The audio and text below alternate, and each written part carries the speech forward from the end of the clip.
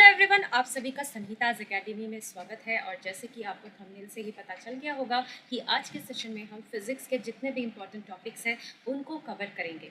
कौन से टॉपिक्स यहाँ पर रहेंगे जो हमने मार्च से लेकर जून तक अभी तक कवर नहीं किए हुए हैं। ठीक है, बहुत से फिजिक्स के टॉपिक्स मैंने ऑलरेडी करवा चुका है, तो उसके लिए आपको इस प्लेलिस्ट में जाना पड़ेगा जो कि है seated science paper 2 important topics. यहाँ पे आपको sound, force and pressure, friction, फिर डेंसिटी एंड बायंसी, मैग्नेट्स, ऐसे बहुत सारे टॉपिक्स, इलेक्ट्रिसिटी, सभी के यहाँ पर नोट्स मिल जाएंगे और उनके topic wise previous years questions अगर आपको ढूंढना है तो उसके लिए आपको जाना पड़ेगा इस वाले प्लेलिस्ट में जो कि है previous years question. So important topics अगर पढ़नी है तो यहाँ पे आपको जाना पड़ेगा, प्रीवियस ईयर्स क्वेश्चन को सॉल्व करना है तो इस वाले पे आपको आना पड़ेगा।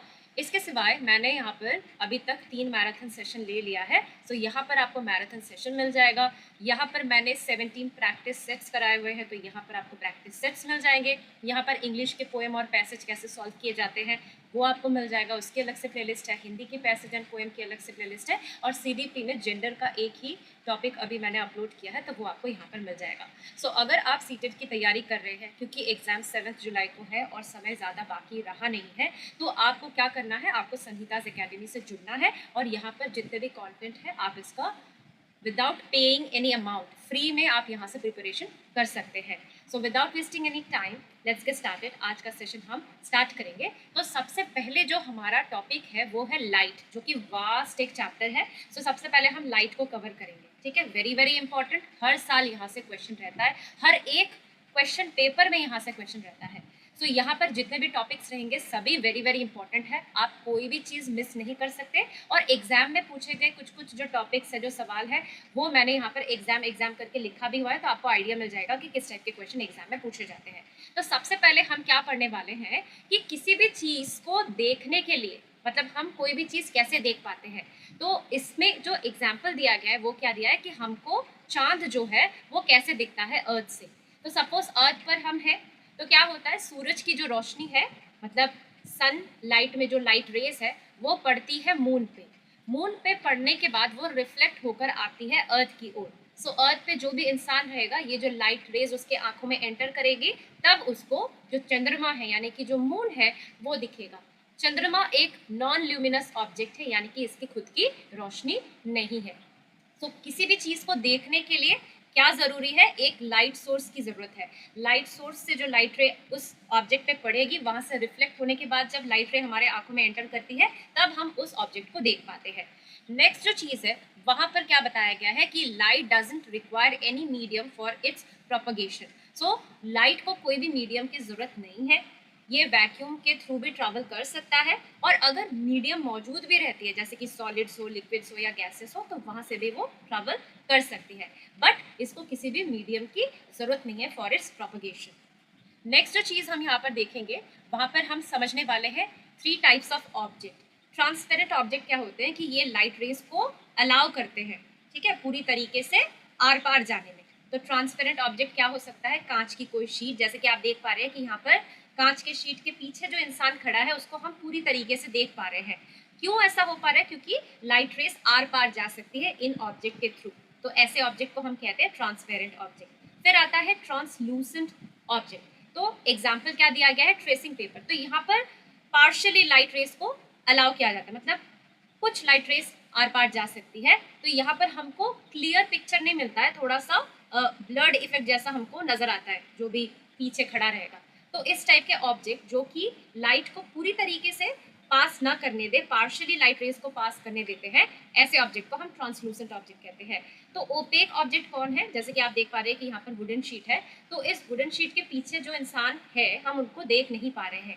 क्यों नहीं देख पा रहे हैं, क्योंकि जो ओपेक ऑब्जेक्ट्स होते हैं वो लाइट रेस को पास करने ही नहीं देते हैं, जिस वजह से हम पीछे कौन खड़ा है उसे नहीं देख पाएंगे। तो ओपेक ऑब्जेक्ट्स क्या करते हैं, वो शैडो बनाते हैं। Opaque objects cast shadow. तो उनकी जो शैडो बनती है वो कहाँ बनती है, लाइट सोर्स के ठीक ऑपोजिट डायरेक्शन में शैडो बनती है। शैडो क्या है, शैडो एक डार्क पैच है। और शैडो क्यों फॉर्म होती है, क्योंकि लाइट रेस ओपेक ऑब्जेक्ट्स के थ्रू पास नहीं कर पाती है, जिस वजह से परछाई बनती है। आगे बढ़ेंगे तो यहाँ पर एक टर्म है, क्या है, rectilinear propagation of light. Rectilinear propagation of light का मतलब क्या है कि जो लाइट रेज है वो स्ट्रेट लाइन में ट्रैवल करती है। तो उसका पता हम कैसे लगा सकते हैं? दो एक्टिविटीज़ के थ्रू हम इसका पता लगा सकते हैं। जैसे कि आप देख पा रहे हैं कि यहाँ पर हमने कैंडल जलाई हुई है, तो उसके फ्लेम को हम एक स्ट्रेट स्ट्रॉ की मदद से देखने की कोशिश कर रहे हैं। तो तब हमको जो उसकी लॉ है, यानी कि कैंडल की जो फ्लेम है वो प्रॉपरली दिख जा रही है। ठीक है, अब जैसे ही हम कोई बेंट स्ट्रॉ या बेंट पाइप लेते हैं, तब हमको कैंडल की जो फ्लेम है वो नहीं दिखती है। क्यों नहीं दिखती है? क्योंकि जो लाइट रेज है वो स्ट्रेट लाइन में ट्रैवल करती है। तो यहाँ पर वो स्ट्रेट लाइन में जा रही थी, हमारे आंखों तक पहुंची तो हमको कैंडल की फ्लेम दिखी। बट यहाँ पर क्या हो रहा है? यहाँ पर भी लाइट रेज स्ट्रेट लाइन में ट्रैवल करेगी, बट ये तो बेंच पाइप है, तो ये यहाँ से तो ट्रैवल कर नहीं रही है, जिस वजह से हमको जो कैंडल की फ्लेम है वो नहीं दिख रही है। तो ये एक एक्टिविटी क्या प्रूव करती है? रेक्टिलिनियर प्रोपगेशन ऑफ लाइट, यानी कि light travels in a straight line path. दूसरी एक्टिविटी यहाँ पर क्या बताया गया है कि हमने 3 कार्डबोर्ड्स को लटकाया हुआ है और यहाँ पर हमने उसके आगे एक कैंडल जलाकर रखी है। कैंडल की फ्लेम के बराबर हमने तीनों कार्डबोर्ड्स में होल बनाई हुई है। तो अब जब ये लाइटेड कैंडल की जो फ्लेम है हम इस होल से देखने की कोशिश करेंगे तो हमको आसानी से ये नजर आ जाती है, क्योंकि यहाँ पर क्या हो रहा है? Light travels in a straight line path. तो ये लाइट रेस हमारे आंखों तक पहुंच रही है, जिस वजह से हमको उसकी फ्लेम दिख रही है। अब अगर हम इसका जो पोजीशन है, बीच वाले कार्डबोर्ड का पोजीशन थोड़ा सा ऊपर की ओर कर दे, तो अब क्या हो जा रहा है? यहाँ पर जो लाइट रेस आई ये यहाँ से तो पास की, बट यहाँ से ये पास नहीं कर पा रही है, जिस वजह से क्या हो रहा है कि हमको जो फ्लेम है कैंडल की वो नहीं नजर आ रही है। तो ये भी क्या हमको बताता है कि रेक्टिलिनियर प्रोपगेशन ऑफ लाइट, यानी कि कंक्लूजन क्या है? Light travels in a straight line path. आगे अगर हम बढ़ेंगे तो यहाँ पर रेक्टिलिनियर प्रोपगेशन ऑफ लाइट के कुछ एप्लीकेशंस हैं, जैसे कि पिन होल कैमरा जो है वो किस प्रिंसिपल पे काम करता है, मतलब क्या एप्लीकेशन है? तो light travels in a straight line. Shadow भी क्यों फॉर्म होती है? इसी रेक्टिलिनियर प्रोपगेशन ऑफ लाइट की वजह से। एक्लिप्सेस यानी कि ग्रहण क्यों होते हैं, सूर्य ग्रहण चंद्र ग्रहण क्यों होते हैं, वो भी रेक्टिलिनियर प्रोपगेशन ऑफ लाइट की वजह से होती है। तो यहाँ पे जो applications of rectilinear propagation of light है, यहाँ से एग्जाम में क्वेश्चन बार बार पूछा गया है। इन तीनों ही टॉपिक से पूछा गया है, pin hole camera, formation of shadows and eclipses. तो इनको हम बारी बारी से थोड़ा सा समझ लेंगे। सो पिन होल कैमरा जो होता है वो कुछ इस टाइप का होता है। एक बॉक्स होता है, यहाँ पर हम एक छोटा सा होल बना कर रखते हैं, इस साइड में उसकी स्क्रीन होती है, ठीक है, और यहाँ पर हम ऑब्जेक्ट को रखते हैं।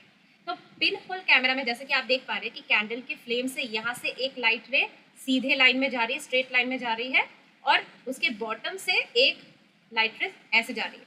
तो जब पिन होल कैमरा जो इमेज बनाता है वो हमेशा इन्वर्टेड इमेज होता है, इन्वर्टेड इमेज होता है और रियल इमेज होता है। अब जो साइज ऑफ द इमेज है वो कुछ फैक्टर्स पे डिपेंड करती है। क्या क्या फैक्टर्स है उनको थोड़ा सा यहाँ पर हम देख लें। तो देखिए, effect of distance of screen from the pin hole on the size of image, मतलब स्क्रीन, ये वाली जो पार्ट है, ये वाली जो पार्ट है ये इसकी स्क्रीन है, तो स्क्रीन से पिन होल की दूरी ये कैसे डिसाइडिंग फैक्टर है कि इमेज की साइज क्या होगी। तो यहाँ पर क्या बताया है कि अगर हम स्क्रीन और पिन होल की जो दूरी है उसको बढ़ा देते हैं, on increasing the distance of screen from the pin hole the size of the image also increases, यानी कि पिन होल से अगर स्क्रीन की दूरी हम बढ़ा देंगे तो इमेज जो फॉर्म होगी स्क्रीन पे उसकी भी साइज बढ़ेगी। दूसरा जो फैक्टर डिसाइडिंग है कि साइज ऑफ द इमेज क्या होगा पिन होल कैमरा का, वो क्या है? Effect of distance of object from the pin hole. So pin hole से ऑब्जेक्ट कितनी दूरी पर है ये दूसरे डिसाइडिंग फैक्टर है। तो क्या बताया गया है यहाँ पर? If the distance of the object from the pin hole is increase, यानी कि पिन होल से ऑब्जेक्ट की दूरी अगर हम बढ़ाएंगे तो फिर क्या होगा कि जो स्क्रीन पे इमेज बनेगा उसकी साइज घटने लगेगी। क्या बताया गया है कि अगर पिन होल जहाँ पर है उससे अगर ऑब्जेक्ट की दूरी को हम इंक्रीज करते हैं तो स्क्रीन पे जो हमको इमेज मिलेगी उसकी साइज घटेगी, वो डिक्रीज होगी। तो ये जो दो फैक्टर्स है ये आपको ध्यान में रखना है कि किस तरीके से साइज ऑफ इमेज डिपेंड करता है distance of screen from the pinhole और distance of the object from the pinhole, इन दोनों चीज़ों पे। तो हमने पिन होल कैमरा की जो भी चीज़ें थी हमने यहाँ पर डिस्कस कर ली। हमेशा याद रखना कि जो पिन होल कैमरा जो इमेज बनाता है वो रियल और इन्वर्टेड होता है। आगे बढ़ेंगे तो यहाँ पर हम लूनर एक्लिप्स और सोलर एक्लिप्स कब कब होता है तो वो हम जानेंगे। सो लूनर एक्लिप्स का मतलब क्या है? चंद्र ग्रहण। ये कब होता है? On a certain full moon night, यानी कि पूर्णिमा की रात। When the earth comes in between sun and the moon, जब सूरज और मून के बीच में अर्थ आ जाए। The earth casts its shadow on the moon, so earth की जो परछाई है वो मून पर पड़ती है और तब हम मून को नहीं देख पाते हैं, तो हम क्या कहते हैं कि ये हो गया चंद्र ग्रहण। तो लोकेशन आप देख लीजिए, पोजीशन देख लीजिए, तो आप देख पा रहे हैं ना कि सन और जो मून है उसके बीच में कौन है? अर्थ है। सो सन से आती हुई लाइट रेस क्या कर रही है? अर्थ के आर पार नहीं जा पा रही है, क्योंकि अर्थ एक ओपेक ऑब्जेक्ट है, ठीक है। सो आर पार नहीं जाने से क्या हो रहा है कि वो एक शैडो कास्ट कर रही है, किसके ऊपर? मून के ऊपर, जिस वजह से हम मून को नहीं देख पाएंगे। तो तब क्या हो जाएगा? चंद्र ग्रहण। कब होता है? फुल मून नाइट को होता है, यानी कि पूर्णिमा की रात को होता है चंद्र ग्रहण। तो फॉर्मेशन ऑफ लूनर इक्लिप्स हमने समझ गया। तो फिर सूर्य ग्रहण कब होता है?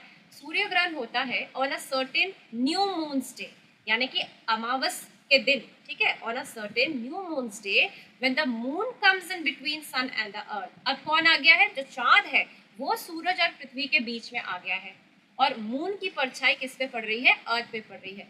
तो फिर हमको सूरज ठीक से दिखाई नहीं देता या सूरज का कुछ हिस्सा नहीं दिखाई देता, तो हम क्या कहते हैं कि सूर्य ग्रहण है। तो जैसे कि आप देख पा रहे हैं कि यहाँ पर है सन और यहाँ पर है अर्थ, बीच में कौन आ गया है? मून। अब सन से आती हुई जो लाइट रेज है वो मून के आर पार नहीं जा पा रही है, क्योंकि मून भी एक ओपेक ऑब्जेक्ट है। तो इसके चलते क्या हो रहा है कि मून की जो शैडो है वो पृथ्वी के जिस हिस्से पर पड़ेगी वहां के रहने वाले लोगों को जो सूरज है वो नहीं दिखेगा, यानी कि हम बोलेंगे कि सूर्य ग्रहण हो रहा है। सो फॉर्मेशन ऑफ सोलर इक्लिप्स हमने यहाँ पर समझ लिया। यहाँ से क्वेश्चन कैसे पूछा जाता है कि चंद्र ग्रहण कब होता है? तो आपको ध्यान में रखना है कि पूर्णिमा की रात को होता है। सूर्य ग्रहण कब होता है? वो होता है अमावस के दिन। फिर चंद्र ग्रहण में पोजीशन क्या होती है? चंद्र ग्रहण में जो अर्थ होता है वो सन और मून के बीच होता है, और जो सूर्य ग्रहण है वहां पे कौन होता है बीच में? वहां पे मून बीच में होता है सूरज और अर्थ के। आगे अगर हम देखेंगे तो यहाँ पर हम laws of reflection of light को पढ़ेंगे। तो हम जानते हैं कि जो लाइट रेज है वो रिफ्लेक्ट करती है, तो वो कुछ लॉज को फॉलो करती है, तो उसी को हम laws of reflection of light कहते हैं। The reflection of a light ray at a surface obeys the following two laws of reflection. तो हमको दो लॉज ऑफ रिफ्लेक्शन यहाँ पर दिए हुए हैं। क्या बताया गया है? The angle of incidence is always equal to the angle of reflection, यानी कि एंगल ऑफ जो इंसिडेंस है जिसको हम ये कह रहे हैं एंगल आई, और एंगल ऑफ रिफ्लेक्शन, दोनों का ही जो मेजरमेंट है वो इक्वल होता है। दूसरा जो रूल है वो क्या कह रहा है? The incident ray, the reflected ray and the normal all lie in the same plane. तो जो इंसिडेंट रे है, रिफ्लेक्टेड रे है और जो नॉर्मल है वो एक ही प्लेन पर होते हैं। तो अगर हम देखें तो हम क्या देख पा रहे हैं कि यहाँ पर ये जो प्लेन मिरर है तो यहाँ पर incident ray I, so angle of incidence और एंगल ऑफ रिफ्लेक्शन दोनों ही क्या है? इक्वल है। पहला रूल ये बताया गया है। फिर जो इंसिडेंट रे है आप देख पा रहे हैं, जो नॉर्मल है और जो रिफ्लेक्टेड रे है वो सेम प्लेन पे है, वो भी यहाँ पर हम देख पा रहे हैं। सो यहाँ से एक्चुअली क्वेश्चन कैसा पूछा जाता है? आपको बताया रहेगा कि दो मिरर्स है, मिरर ए मिरर बी, और दोनों 90 डिग्री बना रहे हैं एक दूसरे के साथ। तो देखिए मिरर ए मैंने ड्रॉ किया हुआ है, मिरर बी मैंने ड्रॉ किया हुआ है, और ये क्या बना रहे हैं? ये 90 डिग्री बना रहे हैं। सो इसको हम बी ना करके इसको हम डी कर देते हैं, यहाँ पर ये डी। अब यहाँ पर क्या बताया गया है कि मिरर ए पे जो एंगल ऑफ इंसिडेंस है वो क्या है? 20 डिग्री, यानी कि जो इंसिडेंट रे है वो नॉर्मल के साथ 20 डिग्री बना रही है। तो आपको पूछा जाएगा कि जो रिफ्लेक्टेड रे है मिरर बी से उसकी मेजरमेंट क्या होगी। तो इसको फाइंड आउट करने के लिए हमको क्या करना पड़ेगा? सबसे पहले तो दो मिरर्स बनाने होंगे जो कि 90 डिग्री बना रहे हो एक दूसरे के साथ। फिर हमको मिरर ए पे नॉर्मल ड्रॉ करना है। नॉर्मल ड्रॉ करने के बाद इंसिडेंट रे क्योंकि नॉर्मल के साथ 20 डिग्री बना रही है, तो ये मैंने 20 डिग्री यहाँ पर बना के दिखाई। तो एंगल ऑफ रिफ्लेक्शन भी क्या होगा? 20 डिग्री। सो ये यहाँ से रिफ्लेक्ट होके मिरर बी पे जहाँ पर स्ट्राइक करेगी वहां पर हमको नॉर्मल बनाना है। अब देखिए तो यहाँ पर एंगल ऑफ इंसिडेंस और एंगल ऑफ रिफ्लेक्शन दोनों ही 20 डिग्री हो गया। अब हमको आर बी निकालने के लिए जो चीज करनी है वो हम क्या जानते हैं कि जो नॉर्मल है वो क्या है? वो 90 डिग्री बनाती है। तो अगर यहाँ पर ये 20 डिग्री है तो बाकी का एंगल क्या होगा? 70 डिग्री। वैसे ही यहाँ पर भी 70 डिग्री होगा। अब अगर आप इस चीज को देखें तो यहाँ पर हम एक राइट एंगल ट्राइंगल देख पा रहे हैं जो कि है ADC। एडीसी में हमको डी वाले एंगल का पता है जो कि 90 डिग्री है, एंगल ए का भी पता चल गया जो कि 70 डिग्री है, हमको एंगल सी का पता लगाना है। सो एंगल सी का पता लगाने के लिए इसको हम ए बी सी ना करके इसको ए डी सी बना देते हैं। So in triangle A D C angle A हो गया 70 डिग्री, एंगल बी हो गया 90 डिग्री, एंगल सी का हमको पता लगाना है। तो हम क्या जानते हैं कि ट्राइंगल के जो तीनों एंगल है उनको ऐड करने से हमको 180 डिग्री मिलता है।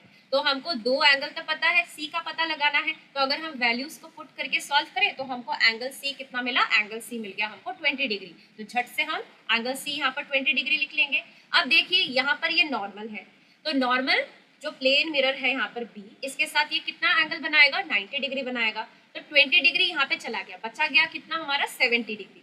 तो यहाँ पर जो रिफ्लेक्टेड रे है मिरर ए से वो नॉर्मल के साथ कितना बना रही है डिग्री, 70 डिग्री, जो कि मिरर बी के लिए इंसिडेंट रे का काम कर रही है। तो फिर एंगल ऑफ रिफ्लेक्शन कितना होगा, इक्वल टू इंसिडेंट रे। तो ये क्या होगा, एंगल ऑफ इंसिडेंस के इक्वली होगा एंगल ऑफ रिफ्लेक्शन, तो ये भी 70 डिग्री हो जाएगा। तो फिर angle of reflection from mirror be कितना मिला हमको, 70 डिग्री। तो ये हो जाएगा 70 डिग्री इसका आंसर। तो इस तरीके से एक क्वेश्चन पूछ लिया जाता है। दूसरा जो क्वेश्चन पूछा गया था यहाँ पर लॉज ऑफ रिफ्लेक्शन से, वो है what is the angle of incidence of a ray if the reflected ray is at an angle of 90 to the incident ray. यानी कि यहाँ पर हमको angle of incidence find out करना है। हमको क्वेश्चन में क्या बता दिया गया है कि जो रिफ्लेक्टेड रे है और जो इंसिडेंट रे है ये 90 डिग्री बना रहे हैं एक दूसरे से। तो जैसे कि हम जानते हैं कि angle of incidence plus angle of reflection क्या बनाया हुआ है यहाँ पर हमको 90 डिग्री। तो हम क्या कर सकते हैं, क्योंकि एंगल ऑफ इंसिडेंस और एंगल ऑफ रिफ्लेक्शन सेम होता है तो हम आर की जगह आई ही बिठा सकते हैं।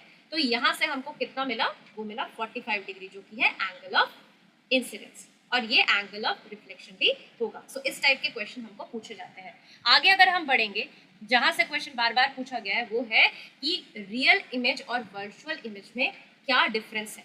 तो real image it can be obtained on a screen. So real image हमको हमेशा स्क्रीन पे मिलती है, virtual image it can not be obtained on a screen. Virtual image हमको कभी भी स्क्रीन पे नहीं मिलेगी। The rays of light after reflection meet at a point. तो जो रेज ऑफ लाइट होती है वो रिफ्लेक्ट करने के बाद एक पॉइंट पे मीट करती है जहां पर हमको इमेज फॉर्म होती हुई दिखती है। The rays of light after reflection appear to diverge from a point. और यहाँ पर क्या होता है कि जो रे ऑफ लाइट है वो रिफ्लेक्ट करने के बाद ऐसी प्रतीत होती है, ऐसा अपीयर करती है कि वो एक पॉइंट से डाइवर्ज कर रही है, तो उस पॉइंट पे इमेज बनती है। रियल इमेज इन्वर्टेड होती है, मतलब उल्टी होती है। वर्चुअल इमेज हमेशा इरेक्ट होती है, यानी कि सीधी होती है। Real image is formed in front of the mirror. So real image हमेशा मिरर के सामने बनती है, वर्चुअल इमेज हमेशा मिरर के पीछे बनती है। तो ये डिफरेंसेस आपको अच्छे से पता होने चाहिए, क्योंकि यहाँ से क्वेश्चन पूछ लिया जाता है असर्शन रीजन के फॉर्म में, या फिर आपको कुछ स्टेटमेंट्स दिए रहेंगे इनसे रिलेटेड और आपको फाइंड आउट करना है कि कौन कौन से स्टेटमेंट सही हैं। तो आप क्या करेंगे इस सेशन में, जो भी आपको लग रहा है कि यहाँ पर आपकी कमी है, यहाँ पर आपको क्लैरिटी नहीं है, तो आप इसका स्क्रीनशॉट ले सकते हैं। नेक्स्ट जो चीज जहाँ से क्वेश्चन पूछा जाता है वो है लैटरल इन्वर्शन। सो अगर आप प्लेन मिरर के सामने खड़े होते हैं तो आपने देखा होगा कि प्लेन जो मिरर है, जो प्लेन मिरर है वहां पर जो इमेज बनती है तो आपका राइट हैंड लेफ्ट हैंड प्रतीत होता है, और जो लेफ्ट हैंड है वो राइट हैंड प्रतीत होता है। तो इसी को हम लैटरल इन्वर्शन कहते हैं। जैसे कि आप यहाँ पर देखिए, यहाँ पर क्या है, बी ए बोल के एक ऑब्जेक्ट है, तो यहाँ पर बी वाली जो साइड है वो लेफ्ट साइड है, ए वाली जो साइड है वो राइट साइड है। बट जो इमेज बन रही है वहां पर ए बन जाती है लेफ्ट साइड और बी बन जाती है राइट साइड। तो इसी को हम लैटरल इन्वर्शन कहते हैं, जो कि यहाँ पर आपको जो अल्फाबेट एफ है वो भी दर्शाया गया है कि किस तरीके से लैटरल इन्वर्शन होता है लेटर एफ। यहाँ पर जो इम्पोर्टेंट चीज है वो क्या है कि जो लैटरल इन्वर्शन है वो इन अल्फाबेट्स में नहीं होता है। क्यों? AHIMOTUVWXY, क्योंकि यहाँ पर सिमेट्री होती है, वर्टिकल लाइन में एक सिमेट्री होती है, जिस वजह से क्या होता है कि ये मिरर के सामने ऐसे ही दिखेंगे। क्योंकि अगर आप H को देखिए तो H में ये वर्टिकल सिमेट्री है, राइट हाफ और लेफ्ट हाफ सिमिलर है, तो ये आपको प्लेन मिरर में जो इमेज बनेगा वो आपको ऐसा ही मिलेगा। ठीक है। अब जो क्वेश्चन पूछा जाता है कि एम्बुलेंस की जो गाड़ी होती है उस पे ये एम्बुलेंस की जो लिखावट है ये उल्टी क्यों होती है, सभी अल्फाबेट्स उल्टी क्यों होती है। ये इसलिए होती है क्योंकि कोई और जो व्हीकल में जो मिरर होगा उस पर जब इसकी इमेज बनेगी तो हमको सीधे तौर पर एम्बुलेंस लिखी हुई मिलेगी। तो यहाँ पर लैटरल इन्वर्शन का ही इस्तेमाल करके काम में, मतलब एप्लीकेशन में इसको लगाया जा रहा है। किसको? लैटरल इन्वर्शन को। जैसे कि आप देख पा रहे हैं कि यहाँ पर एम्बुलेंस की गाड़ी में जो एम्बुलेंस की लिखावट है वो उल्टी है, सभी जो अल्फाबेट्स है उनको उल्टे तरीके से लिखा गया है, पर यहाँ पर जो इमेज फॉर्म हुई है वहाँ पर हमको एकदम सीधे तरीके से एम्बुलेंस की जो स्पेलिंग है वो दिख रही है। अब अगर हम यहाँ पर देखेंगे तो प्लेन मिरर जो इमेज बनाता है उसकी क्या क्या कैरेक्टरिस्टिक्स है ये आपको ध्यान में रखना है। तो जो इमेज बनती है प्लेन मिरर में वो हमेशा क्या होती है? सीधी और इरेक्ट होती है, ठीक है। वो वर्चुअल इमेज होती है और जो इमेज बनती है वो ऑब्जेक्ट के जैसे ही साइज की होती है, यानी कि मैं अगर प्लेन मिरर के सामने खड़ी हो जाऊं तो मैं जैसी मैं हूँ वैसी ही दिखूंगी, मतलब मेरी जो साइज है, मेरी जो हाइट है, वैसा ही इमेज भी उसी हाइट का फॉर्म होगा। इमेज जो होता है वो लैटरली इन्वर्टेड होता है, यानी कि right side becomes left and left side becomes right. The image is as far behind the mirror as the object is in front of it, यानी कि ये जो प्लेन मिरर है आप अगर इससे 2 मीटर दूरी पे है, यहाँ पर आप है, ठीक है, तो आपकी जो इमेज बनेगी ए डैश वो भी 2 मीटर दूरी पे ही बनेगी। अगर आप 5 मीटर दूरी पे हैं मिरर के तो आपकी इमेज भी 5 मीटर दूरी पे ही बनेगी। तो ये जो कॉन्सेप्ट है, ये जो फिफ्थ वाला पॉइंट है, यहाँ से आपको बहुत बार क्वेश्चन पूछा जाता है और बाकी कैरेक्टरिस्टिक्स से तो पूछा जाता ही है। आगे अगर बढ़ेंगे तो यहाँ पर जो रिफ्लेक्शन होती है वो 2 तरीके की होती है। एक होता है रेगुलर रिफ्लेक्शन। रेगुलर रिफ्लेक्शन कब होता है? जब कोई स्मूथ और पॉलिश्ड सरफेस हो, तो वहां से लाइट रेस रेगुलर रिफ्लेक्शन दिखाती है। जैसे कि आप देख पा रहे हैं कि ऐसे लाइट रेस आ रही है तो वो पैरेलली क्या कर रही है? रिफ्लेक्ट भी कर रही है, तो इसको हम कहते हैं रेगुलर रिफ्लेक्शन। और डिफ्यूज्ड जो रिफ्लेक्शन होती है, यहाँ पर आप देखिए जो सरफेस है वो कैसी है? अनइवन है, अनइवन सरफेस है और पॉलिश्ड भी नहीं है। तो यहाँ पर क्या हो रहा है कि जो लाइट रेस पड़ रही है वो अलग अलग दिशा में रिफ्लेक्ट कर रही है और ये पैरेलल नहीं है, जो रिफ्लेक्टेड रे है वो पैरेलल नहीं है एक दूसरे से, बट यहाँ पर जो रिफ्लेक्टेड रे ऑफ लाइट है वो पैरेलल है। तो यहाँ से क्या क्वेश्चन पूछा जाता है कि out of diffuse reflection and regular reflection कहाँ पे इमेज बनती है? सो रेगुलर रिफ्लेक्शन में इमेज का फॉर्मेशन होता है बट डिफ्यूज रिफ्लेक्शन में इमेज की फॉर्मेशन नहीं होती है। ये जो कॉन्सेप्ट है ये वेरी वेरी इंपॉर्टेंट है, आपको पता होना चाहिए कि किस टाइप के रिफ्लेक्शन में इमेज का फॉर्मेशन होता है और किस में नहीं होता है। नेक्स्ट जो आता है जहाँ से क्वेश्चन पूछ लिया जाता है कि प्लेन मिरर का क्या क्या यूज है। तो जैसे कि ड्रेसिंग मिरर, मतलब आप जो तैयार होते हैं, कभी भी आपको अगर कहीं पे जाना है तो आप जो बन ठन के रेडी होते हैं, वो जिस मिरर के सामने आप रेडी होते हैं तो वो क्या कहलाती है? ड्रेसिंग मिरर, ठीक है। In the optician's room to double the effective length of the room, तो अगर आप आंखों का जो पावर है ये पता करने जाते हैं तो आपने देखा होगा कि वहां पर भी प्लेन मिरर का इस्तेमाल होता है, जो कि क्या करता है? रूम के लेंथ को क्या कर देता है? डबल कर देता है। तो ये क्या किया जाता है? अब mirror is kept on the opposite wall of the room, so opposite wall में मिरर को रखा जाता है ताकि जो रूम का जो लेंथ है वो डबल हो जाए। फिर इसका जो इस्तेमाल होता है ये बार्बर्स शॉप में होता है, तो आपने देखा होगा कि आपके सामने एक प्लेन मिरर होती है और ठीक आपके पीछे दूसरी प्लेन मिरर होती है, ताकि आप अपने बालों को ठीक से काटा गया है कि नहीं काटा गया है वो आप देख पाए आराम से। फिर प्लेन मिरर का इस्तेमाल पेरिस्कोप, कैलिडोस्कोप, सोलर कुकर, इनमें भी होता है और ये यहाँ पर रिफ्लेक्टर्स की तरह काम करते हैं। कौन काम करता है? प्लेन मिरर्स काम करते हैं। It is also used as a rear view mirror in front of the driver in a vehicle. So rear view mirror की तरह भी इसका इस्तेमाल होता है, ड्राइवर के सामने के रहती है ताकि पीछे से कौन सी गाड़ी आ रही है कि नहीं आ रही है, कोई गाड़ी पास करने जा रही है कि नहीं जा रही है, उसका पता लग सके। तो यहाँ से भी क्वेश्चन बहुत बार पूछा गया है। अब जो चीज़ हमको यहाँ पर समझना है, समझने का तो नहीं है, यहाँ पर हमको याद करना है, वो क्या है कि speed of light in different media. तो स्पीड ऑफ लाइट सबसे ज़्यादा होता है एयर या वैक्यूम में, उसके बाद होता है वाटर में और उसके बाद होता है ग्लास में। तो एयर और वैक्यूम क्या है? ये गैसेस बता रहे हैं। वाटर क्या है? वो लिक्विड है। और ग्लास क्या है, यानी कि कांच क्या है? वो एक सॉलिड है। यानी कि गैसेस में जो स्पीड ऑफ लाइट है वो ज़्यादा है एज कम्पेयर टू लिक्विड, और लिक्विड में स्पीड ऑफ ज़्यादा है as compare to any solid. तो ये आपको ध्यान में रखना है। यहाँ पर speed of light in air and vacuum की जो मान है वो बता दिया है, 3 × 10⁸, वाटर में है 2.25 × 10⁸, ग्लास में है 2 × 10⁸। तो आप वैल्यूज़ को याद भी कर सकते हैं, वैल्यूज़ वैसे पूछी नहीं जाती है। नेक्स्ट जो आता है कि जो व्हाइट लाइट होती है उसके 7 कलर्स होते हैं, 7 कॉन्स्टिट्यूएंट कलर्स होते हैं। वो कौन कौन से? वो है violet, indigo, blue, green, yellow, orange and red. So कौन कौन से रंग है उसको याद करने के लिए इस वर्ड को आपको ध्यान में रखना है, विबज्योर। ठीक है, विबज्योर में वी मतलब वायलेट, आई मतलब इंडिगो, बी मतलब ब्लू, जी मतलब ग्रीन, वाई मतलब येलो, ओ मतलब ऑरेंज और आर मतलब रेड। यहाँ पर जो वेरी वेरी इंपॉर्टेंट है, जहाँ से एग्जाम में क्वेश्चन पूछा जाता है कि जो रेनबो है वो कैसे फॉर्म होती है, तो यहाँ पर क्या बताया गया है? इन रेनी सीजन, बरसात के मौसम में, the rainbow is seen in the sky. So rainbow हमको स्काई में नजर आता है। समटाइम्स आफ्टर द रेन्स, जब बारिश खत्म हो जाती है, मतलब जब बारिश थम जाती है उसके बाद हमको रेनबो दिखती है। In a direction opposite to the sun, मतलब सूरज की उल्टी दिशा में, ऑपोजिट दिशा में हमको रेनबो फॉर्म होती हुई दिखती है। It is due to sunlight falling on the raindrops present in the atmosphere. So जो रेन ड्रॉप्स होती है उस पर जब सूरज की किरणें पड़ती है, लाइट रेस पड़ती है, उसके वजह से ऐसा रेनबो का फॉर्मेशन होता है। तो ये जो रेन ड्रॉप्स होती है ये छोटे छोटे प्रिज्म की तरह बिहेव करती है, जो कि व्हाइट लाइट को स्प्लिट करके उसके कॉन्स्टिट्यूएंट कलर्स हमको देती है, जो कि है विबज्योर। नेक्स्ट जो चीज यहाँ पर बताई गई है, actually the white light is made up of a number of colours mixed together without a separate boundary between them. So जो व्हाइट लाइट होती है, सूरज की जो लाइट है वो व्हाइट है, बट उसके 7 कॉन्स्टिट्यूएंट कलर्स हैं, जिसको इस ऑर्डर में हमको याद रखना है, विबज्योर। और ये जो कलर्स है इनकी कोई सेपरेट बाउंड्रीज नहीं होती, ये मर्ज्ड फॉर्म में हमको दिखती है। प्राइमरी कलर्स क्या है? वो है रेड, ग्रीन और ब्लू। यही प्राइमरी कलर्स जुड़कर हमको व्हाइट लाइट देते हैं। तो ये आप एडिशनल इंफॉर्मेशन के तौर पर याद रखिए। आगे अगर बढ़ा जाएगा तो यहाँ पर हम कुछ चीज़ें पढ़ेंगे। क्या पढ़ेंगे?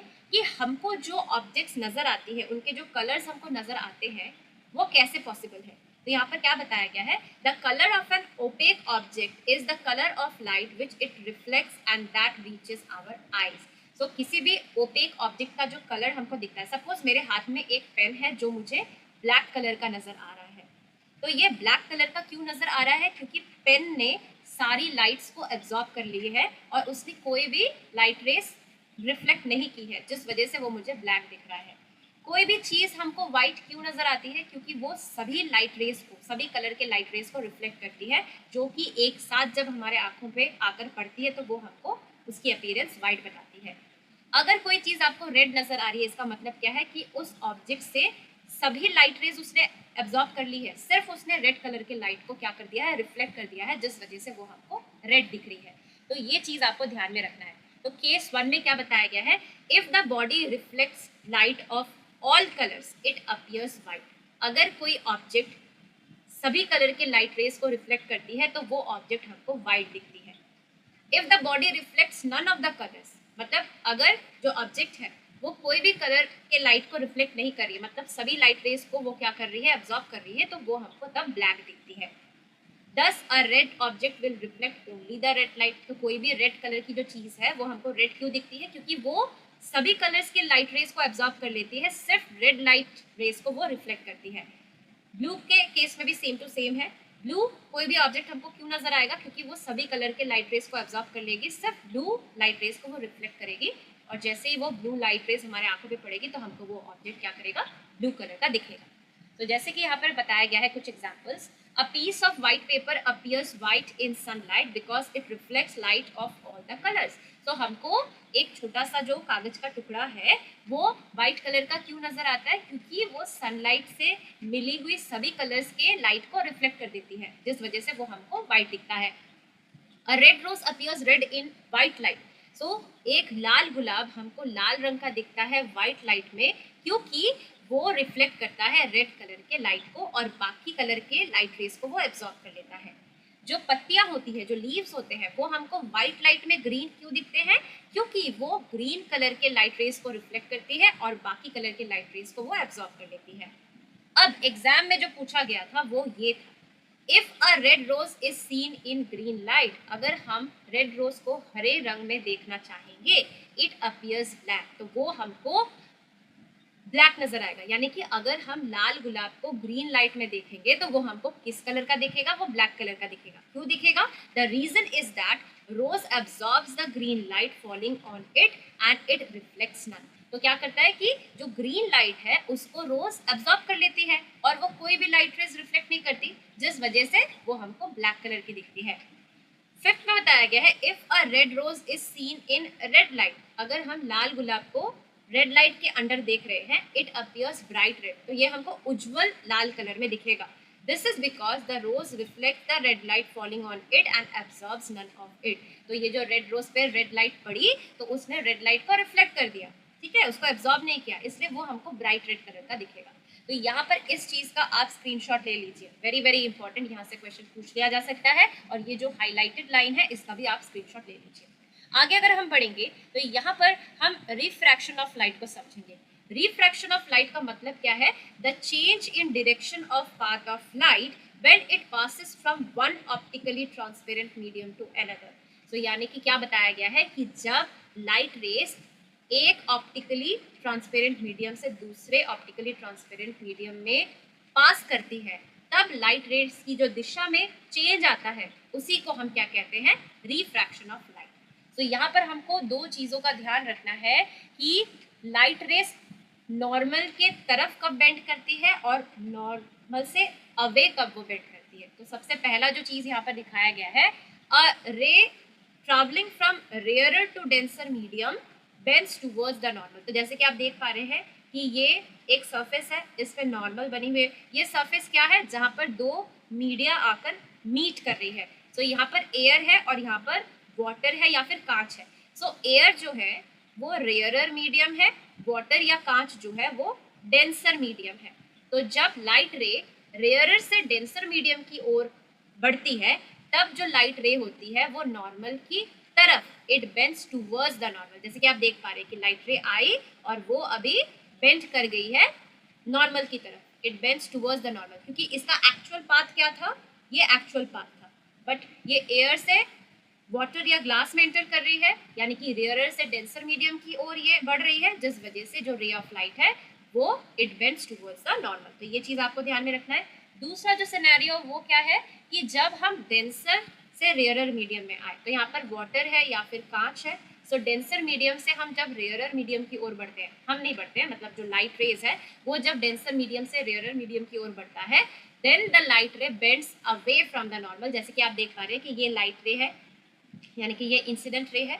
इंसिडेंट रे आई और जहाँ पर ये दोनों मीडियम आके मीट कर रहे हैं, ठीक है, जो मार्जिन है यहाँ पर, तो यहाँ पर क्या हो रहा है? इसका एक्चुअल पाथ ये होना चाहिए था, बट क्योंकि ये डेंसर से रेयरर मीडियम में एंटर कर रहा है, तो ये क्या कर रहा है? ये नॉर्मल से अवे बेंड कर रहा है। So a ray travelling from denser to rarer medium bends away from the normal. अगर जो रे ऑफ लाइट है वो नॉर्मली पड़ती है किसी भी सरफेस पे, तो यहाँ पर ये मीडियम 1 है, ये मीडियम 2 है, अगर वो नॉर्मली पड़ती है तो क्या होता है कि ये जो लाइट रेज है ये अनडेविएटेड आगे बढ़ जाती है, मतलब यहाँ पर रिफ्रैक्शन नहीं होता है। So a ray falling normally on the surface separating the two media passes undeviated. जैसे कि लाइट रे आई, नॉर्मली पड़ी तो ये आगे बढ़ गई। ओके, सो यहाँ पर यही चीज़ आपको डायग्रामेटिकली अच्छी तरीके से क्या बताया गया है, देख लीजिए कि यहाँ पर रेयर मीडियम है जो कि एयर है, और यहाँ पर डेंसर मीडियम है जो कि ग्लास है। ये इंसिडेंट रे है, इसका एक्चुअल पाथ ये होना चाहिए था, क्योंकि ये रेयर से डेंसर में जा रही है तो ये it bends towards the normal. और दूसरे केस में देखिए यहाँ पर क्या बताया गया है कि ये डेंसर से रेयर मीडियम में आ रही है, तो जो लाइट रे का एक्चुअल पाथ था वो ये था, but it bends away from the normal. आगे अगर देखेंगे तो रिफ्रैक्शन से जो क्वेश्चन पूछा जाता है कि आपके पास एक कंटेनर है, कंटेनर में आपने पानी भर के रखा हुआ है और उस पर आपने एक कॉइन रखी हुई है। तो आप जब उसको दूर से देखेंगे तो आपको जो कॉइन है वो ऊपर उठी हुई नजर आती है। ऐसा क्यों? अगर खाली कंटेनर में आप कॉइन रखते हैं तो ऐसा नहीं होता है। आपने पानी रखा हुआ है, पानी से भरा हुआ है कंटेनर को, और उस पर जो कॉइन रखी हुई है कंटेनर में वो आपको ऊपर उठी हुई क्यों दिखती है? या किसी रिवर में या लेक में जो मछलियाँ होती है वो आपको ऊपर उठी हुई क्यों दिखती है? तो यहाँ पर आपको क्या समझना है कि देखिए जो पानी है वो डेंसर मीडियम है और बाहर जो एयर है वो रेयरर मीडियम है। अब इस कॉइन से आती हुई जो लाइट रे है, ये क्या कर रही है? ये जो कॉइन से लाइट रे आ रही है, तो यहाँ पर क्या हो रहा है? एयर और वाटर इस जगह पे ये मीट कर रहे हैं। अब क्या हो रहा है? डेंसर मीडियम से रेयरर मीडियम में क्या कर रही है? लाइट रे जा रही है। तो यहाँ पे कहीं पे नॉर्मल है। अब डेंसर से जब हम रेयरर मीडियम पे जाते हैं तो क्या होता है, the light ray bends away from the normal, जिस वजह से क्या होता है कि ये जो लाइट रे है ये यहाँ पर बेंड की, आप देख ही पा रहे हैं कि लाइट रे बेंड की और ये फिर हमारे आंखों तक पहुंची। अब अगर इस लाइट रे को हम एक्सटेंड करें तो ये कुछ ऐसी जगह पे हमको दिखेगी कॉइन, जिस वजह से कॉइन हमको ऊपर उठी हुई नजर आती है। पर जब पानी नहीं होता है तब क्या होगा, यहाँ पर भी एयर है बाहर भी एयर है, तो ये हमको ऊपर उठी हुई नहीं दिखेगी, या फिर हमको ये कॉइन दिखेगी ही नहीं, क्योंकि लाइट रे हमारे आंखों में नहीं आ रही है, वो कहीं और चली जा रही है। तो जब तक कॉइन से रिफ्लेक्टेड लाइट रे हमारे आंखों तक नहीं पहुंचेगी तो हमको ये कॉइन दिखेगा नहीं। जैसे ही हमने पानी भर दिया तो रिफ्रैक्शन के वजह से क्या हुआ, जो रे ऑफ लाइट है वो बेंड किया, it bends away from the normal, जिसके चलते ये लाइट रे हमारे आंखों तक पहुंची, और इसको अगर हम एक्सटेंड करते तो कुछ ऐसी जगह में हमको जो कॉइन है वो नजर आएगा, यानी कि कॉइन हमको ऊपर उठा हुआ दिखेगा। सेम चीज पेंसिल को भी अगर हम रखते हैं पानी जो भरा हुआ है जिस कंटेनर में और देखते हैं तो हमको जो पेंसिल है वो थोड़ी सी बेंट नजर आती है, तो ये भी रिफ्रैक्शन ऑफ लाइट के वजह से ऐसा होता है। यहाँ से जो वेरी वेरी इंपॉर्टेंट कॉन्सेप्ट है वो क्या है कि अर्ली सनराइज और लेट सनसेट, ये भी क्यों होता है, ये भी रिफ्रैक्शन ऑफ लाइट के वजह से होता है। तो जैसे कि आप देख पा रहे हैं कि ये हमारी अर्थ है और अर्थ को घेरे हुए कौन होता है, ब्लैंकेट ऑफ एयर या लेयर ऑफ एयर, जिसको हम एटमॉस्फेयर कहते हैं। अब देखिए ये हॉराइजन है, ठीक है, अभी जो सूरज है वो हॉराइजन को क्रॉस भी नहीं किया है, यानी कि अभी सनराइज हुआ भी नहीं है, ठीक है, हॉराइजन के नीचे है सन, बट फिर भी हमको सनराइज होते हुए नजर आता है। क्यों नजर आता है, due to refraction of light. तो अगर हम देखें कि भोर के समय मतलब अर्ली मॉर्निंग में क्या होता है, जो अर्थ का सरफेस होता है वो ठंडा होता है, तो उसके कांटेक्ट में जो हवा होती है वो भी ठंडी होती है, और जो कोल्ड एयर होती है, कोल्ड एयर क्या होती है, वो डेंसर होती है, और ऊपर के जो हवा होते हैं वो क्या होते हैं, वार्म एयर। वार्म एयर कैसी होती है, वो रेयरर मीडियम है। अब क्या हो रहा है, ये जो लाइट रे है, लाइट रे क्या कर रही है, वो रेयरर से डेंसर मीडियम की ओर बढ़ रही है, यानी कि it will bends towards the normal, जिसके चलते क्या होता है, ये जो लाइट रे आ रही थी सूरज से, it bends towards the normal, और तब ये हमारे आंखों तक पहुंचती है, और इस रे ऑफ लाइट को अगर हम एक्सटेंड करें तो हमको कुछ सूरज इस पोजीशन पे दिखेगा, यानी कि हमको सूरज उगता हुआ नजर आ जाता है, हालांकि सूरज अभी तक होराइजन से ऊपर आया ही नहीं है। और सेम चीज होता है लेट सनसेट, मतलब सूरज ऑलरेडी होराइजन के नीचे चला जा चुका है, फिर भी हमको क्या होता है, सूरज नजर आता है। तो ये क्यों हो रहा है, ये हो रहा है reflection of light from the sun in the atmosphere. दूसरा है मिरज फॉर्मेशन इन डेजर्ट, ये भी होता है due to refraction of light. तो रेगिस्तान में क्या होता है, सुबह के वक्त जो सैंड होती है, जो बालू होती है, वो गर्म होती है, तो उसके कांटेक्ट में जो हवा होगी वो कैसी होगी, वो होगी वार्म एयर।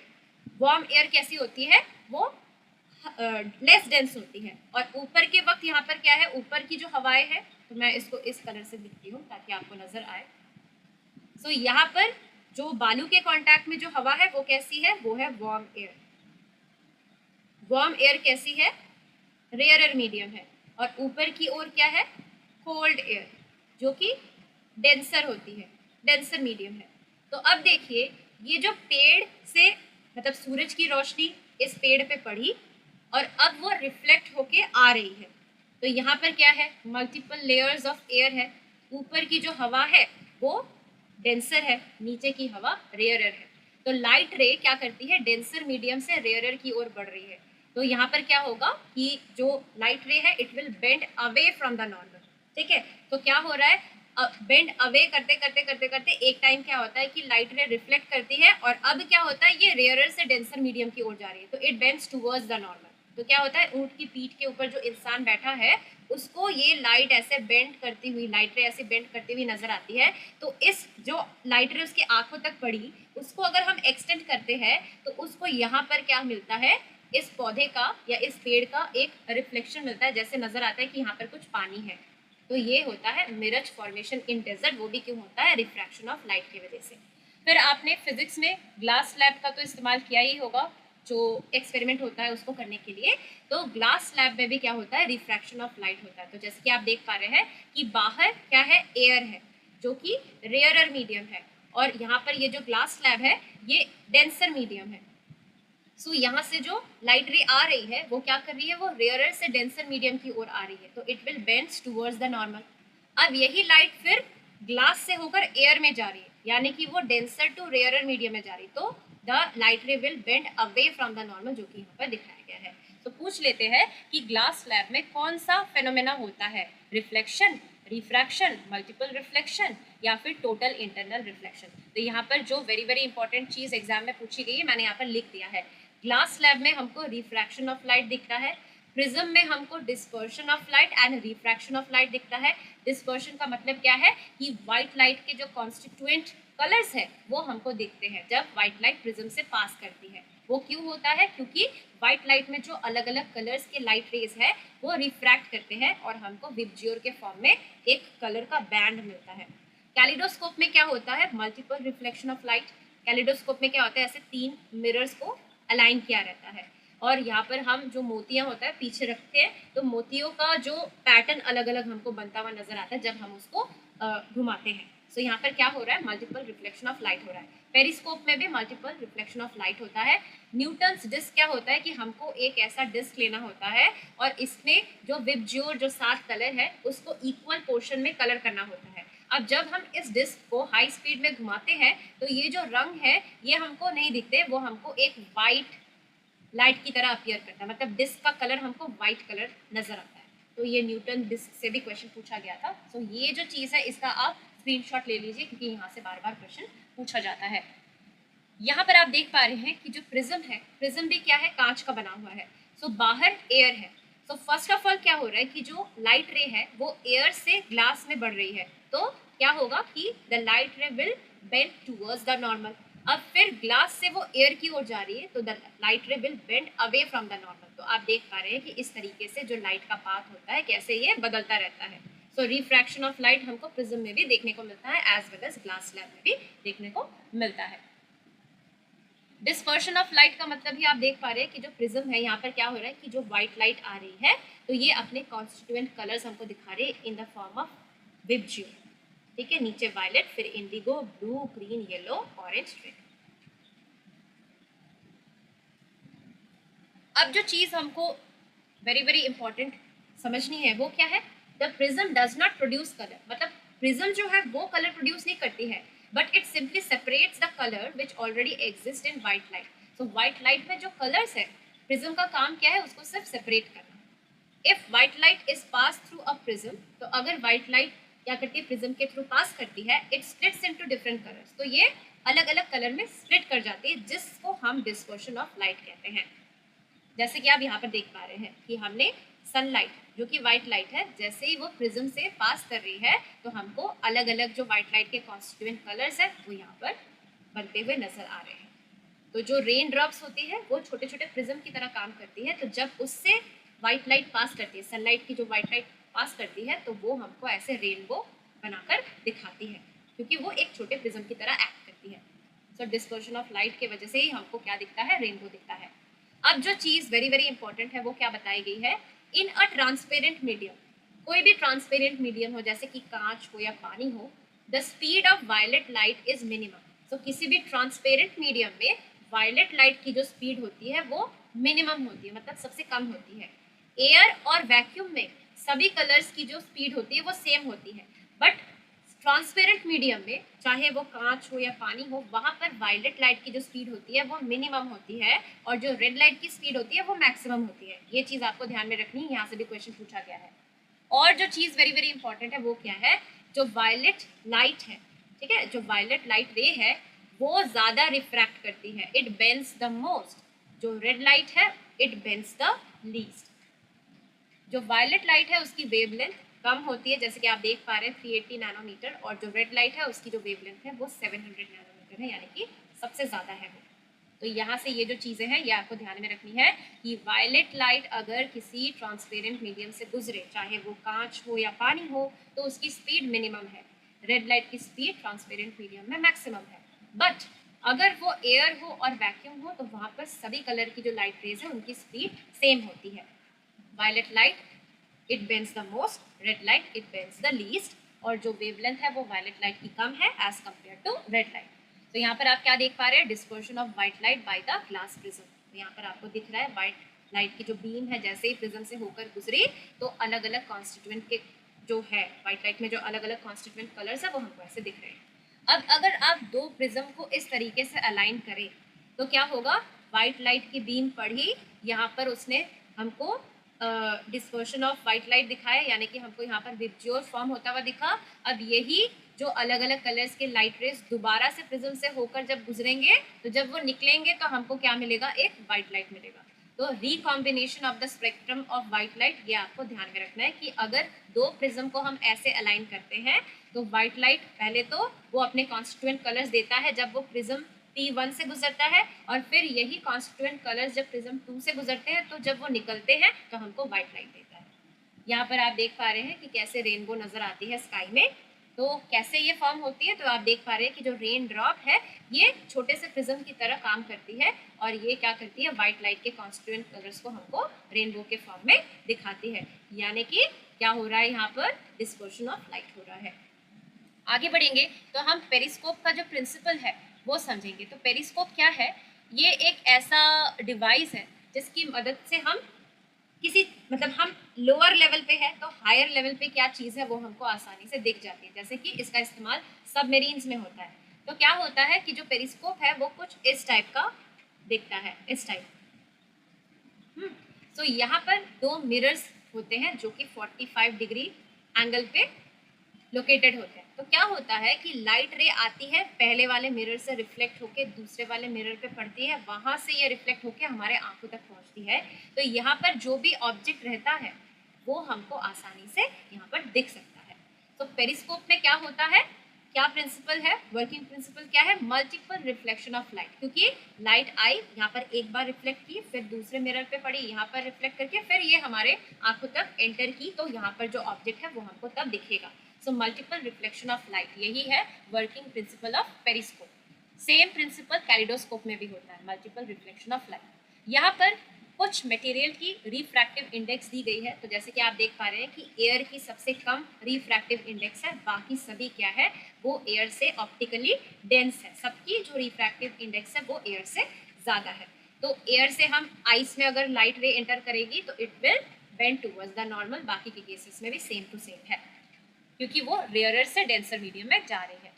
न्यूटन्स डिस्क के बारे में मैंने आपसे बात की थी थोड़ी देर पहले ही। तो वो क्या है, आप देख पा रहे हैं कि यहाँ पर हमने एक डिस्क ली है और डिस्क में हमने कौन कौन से कलर्स को इक्वली डिस्ट्रीब्यूट किया हुआ है विबज्योर को।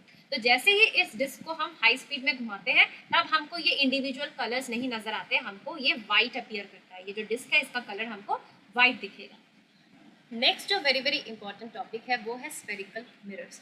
तो जो स्फेरिकल मिरर्स होते हैं वो दो तरीके के होते हैं, एक होता है कॉन्केव मिरर और दूसरा होता है कॉन्वेक्स मिरर। ठीक है, सो यहाँ पर जो कॉन्केव मिरर होता है, a concave mirror is made by silvering on the outer surface of a hollow sphere such that the reflection takes place from the inside hollow surface as shown. So concave mirror में क्या होता है कि inside part को reflecting surface की तरह इस्तेमाल किया जाता है और कॉन्वेक्स मिरर में जो बल्ज्ड पार्ट है उसको रिफ्लेक्टिंग सरफेस के तौर पर इस्तेमाल किया जाता है। सो यहाँ से जो क्वेश्चन पूछे जाते हैं, पहली बात तो पूछी जाती है कि इनके जो यूजेस है। तो यूजेस ऑफ कॉन्केव मिरर क्या क्या बताया गया है, as a shaving mirror, as a reflector of torch light, flash light. ठीक है, देन यहाँ पर और एक चीज़ थी, हेडलाइट ऑफ अ कार या अदर व्हीकल्स के रिफ्लेक्टर के तौर पर इसका इस्तेमाल होता है। As a doctor's head mirror to convert solar radiations in solar cooker.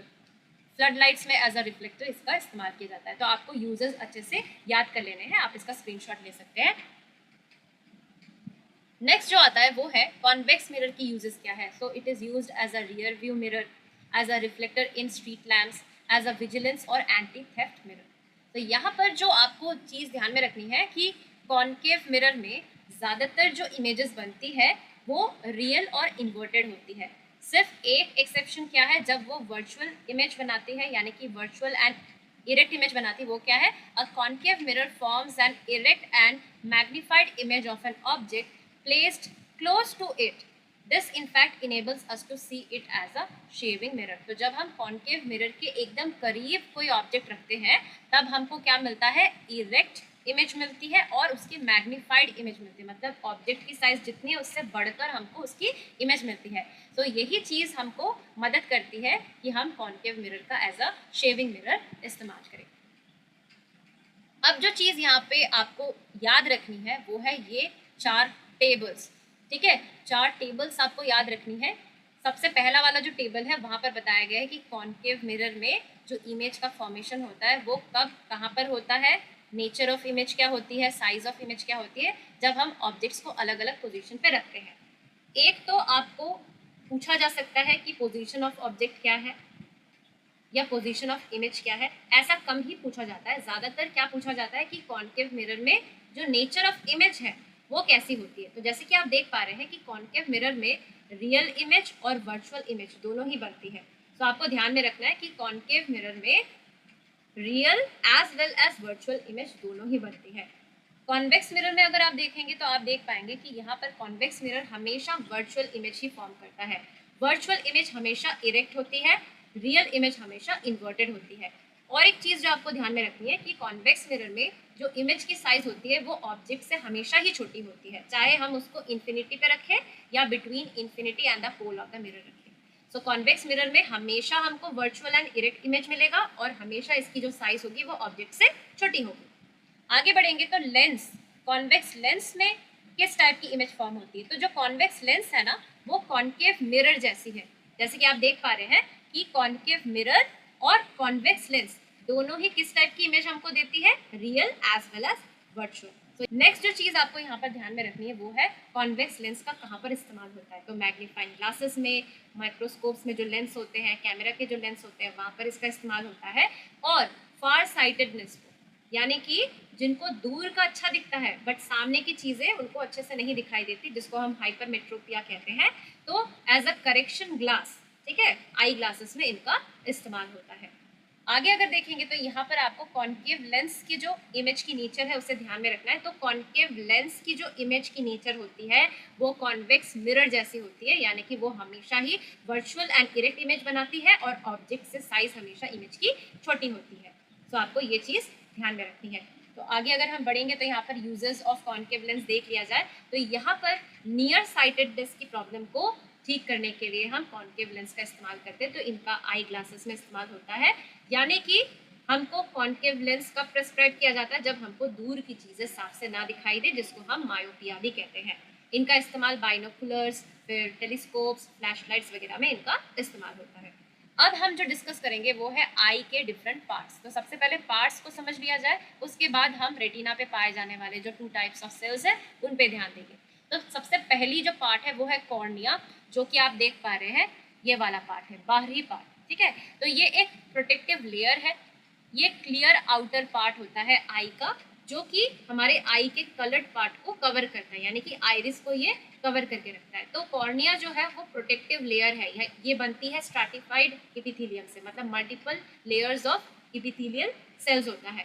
So multiple layers होने की वजह से क्या होता है कि ये प्रोटेक्शन देती है हमारे आई के कलर्ड पार्ट को। उसके बाद आता है iris. Iris is the coloured part of the eye. So हमारे आंखों का कलर किसके वजह से अलग अलग होता है, वो होता है आइरिस के वजह से। तो आइरिस होता है हमारे आंखों का कलर्ड पार्ट। इसमें सीलियरी मसल्स पाए जाते हैं, जिनके कॉन्ट्रैक्शन और रिलैक्सेशन से हम कितना लाइट हमारे आंखों के अंदर एंटर करेगा उसको हम रेगुलेट कर सकते हैं।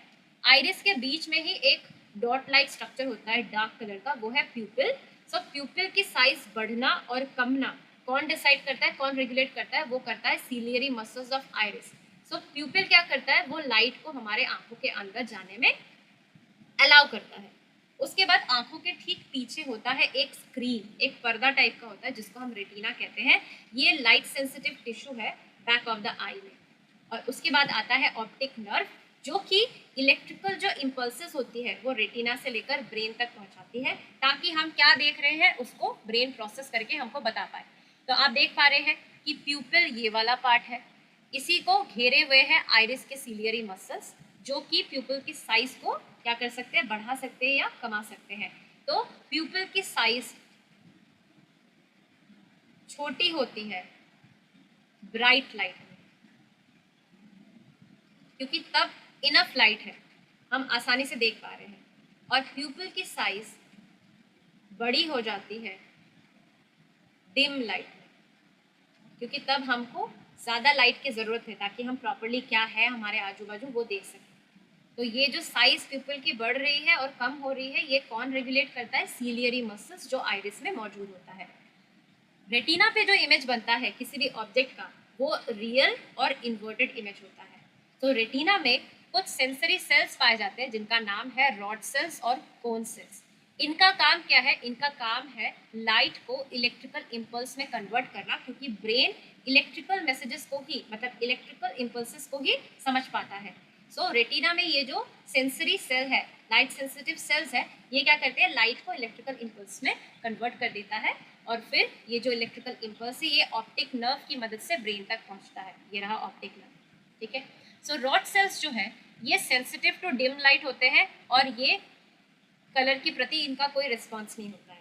वेराज जो कोन सेल्स होते हैं, it is sensitive to bright light and these are responsible for colour vision.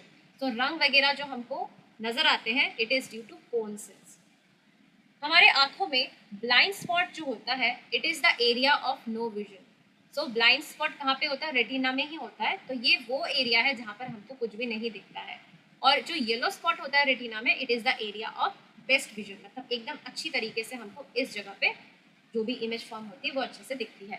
सो ये था स्ट्रक्चर ऑफ आई जो मैंने डिटेल में डिस्कस कर लिया। अब हम स्टैटिक इलेक्ट्रिसिटी को डिस्कस करेंगे। तो जैसे कि आप देख पा रहे हैं कि जब हम ग्लास रॉड को सिल्क से रब करते हैं, ठीक है, तो यहाँ पर क्या हो रहा है कि जो ग्लास रॉड में इलेक्ट्रॉन्स थे उसने क्या कर दिए? सारे इलेक्ट्रॉन्स किसको दे दिए? सिल्क को, सिल्क के कपड़े को।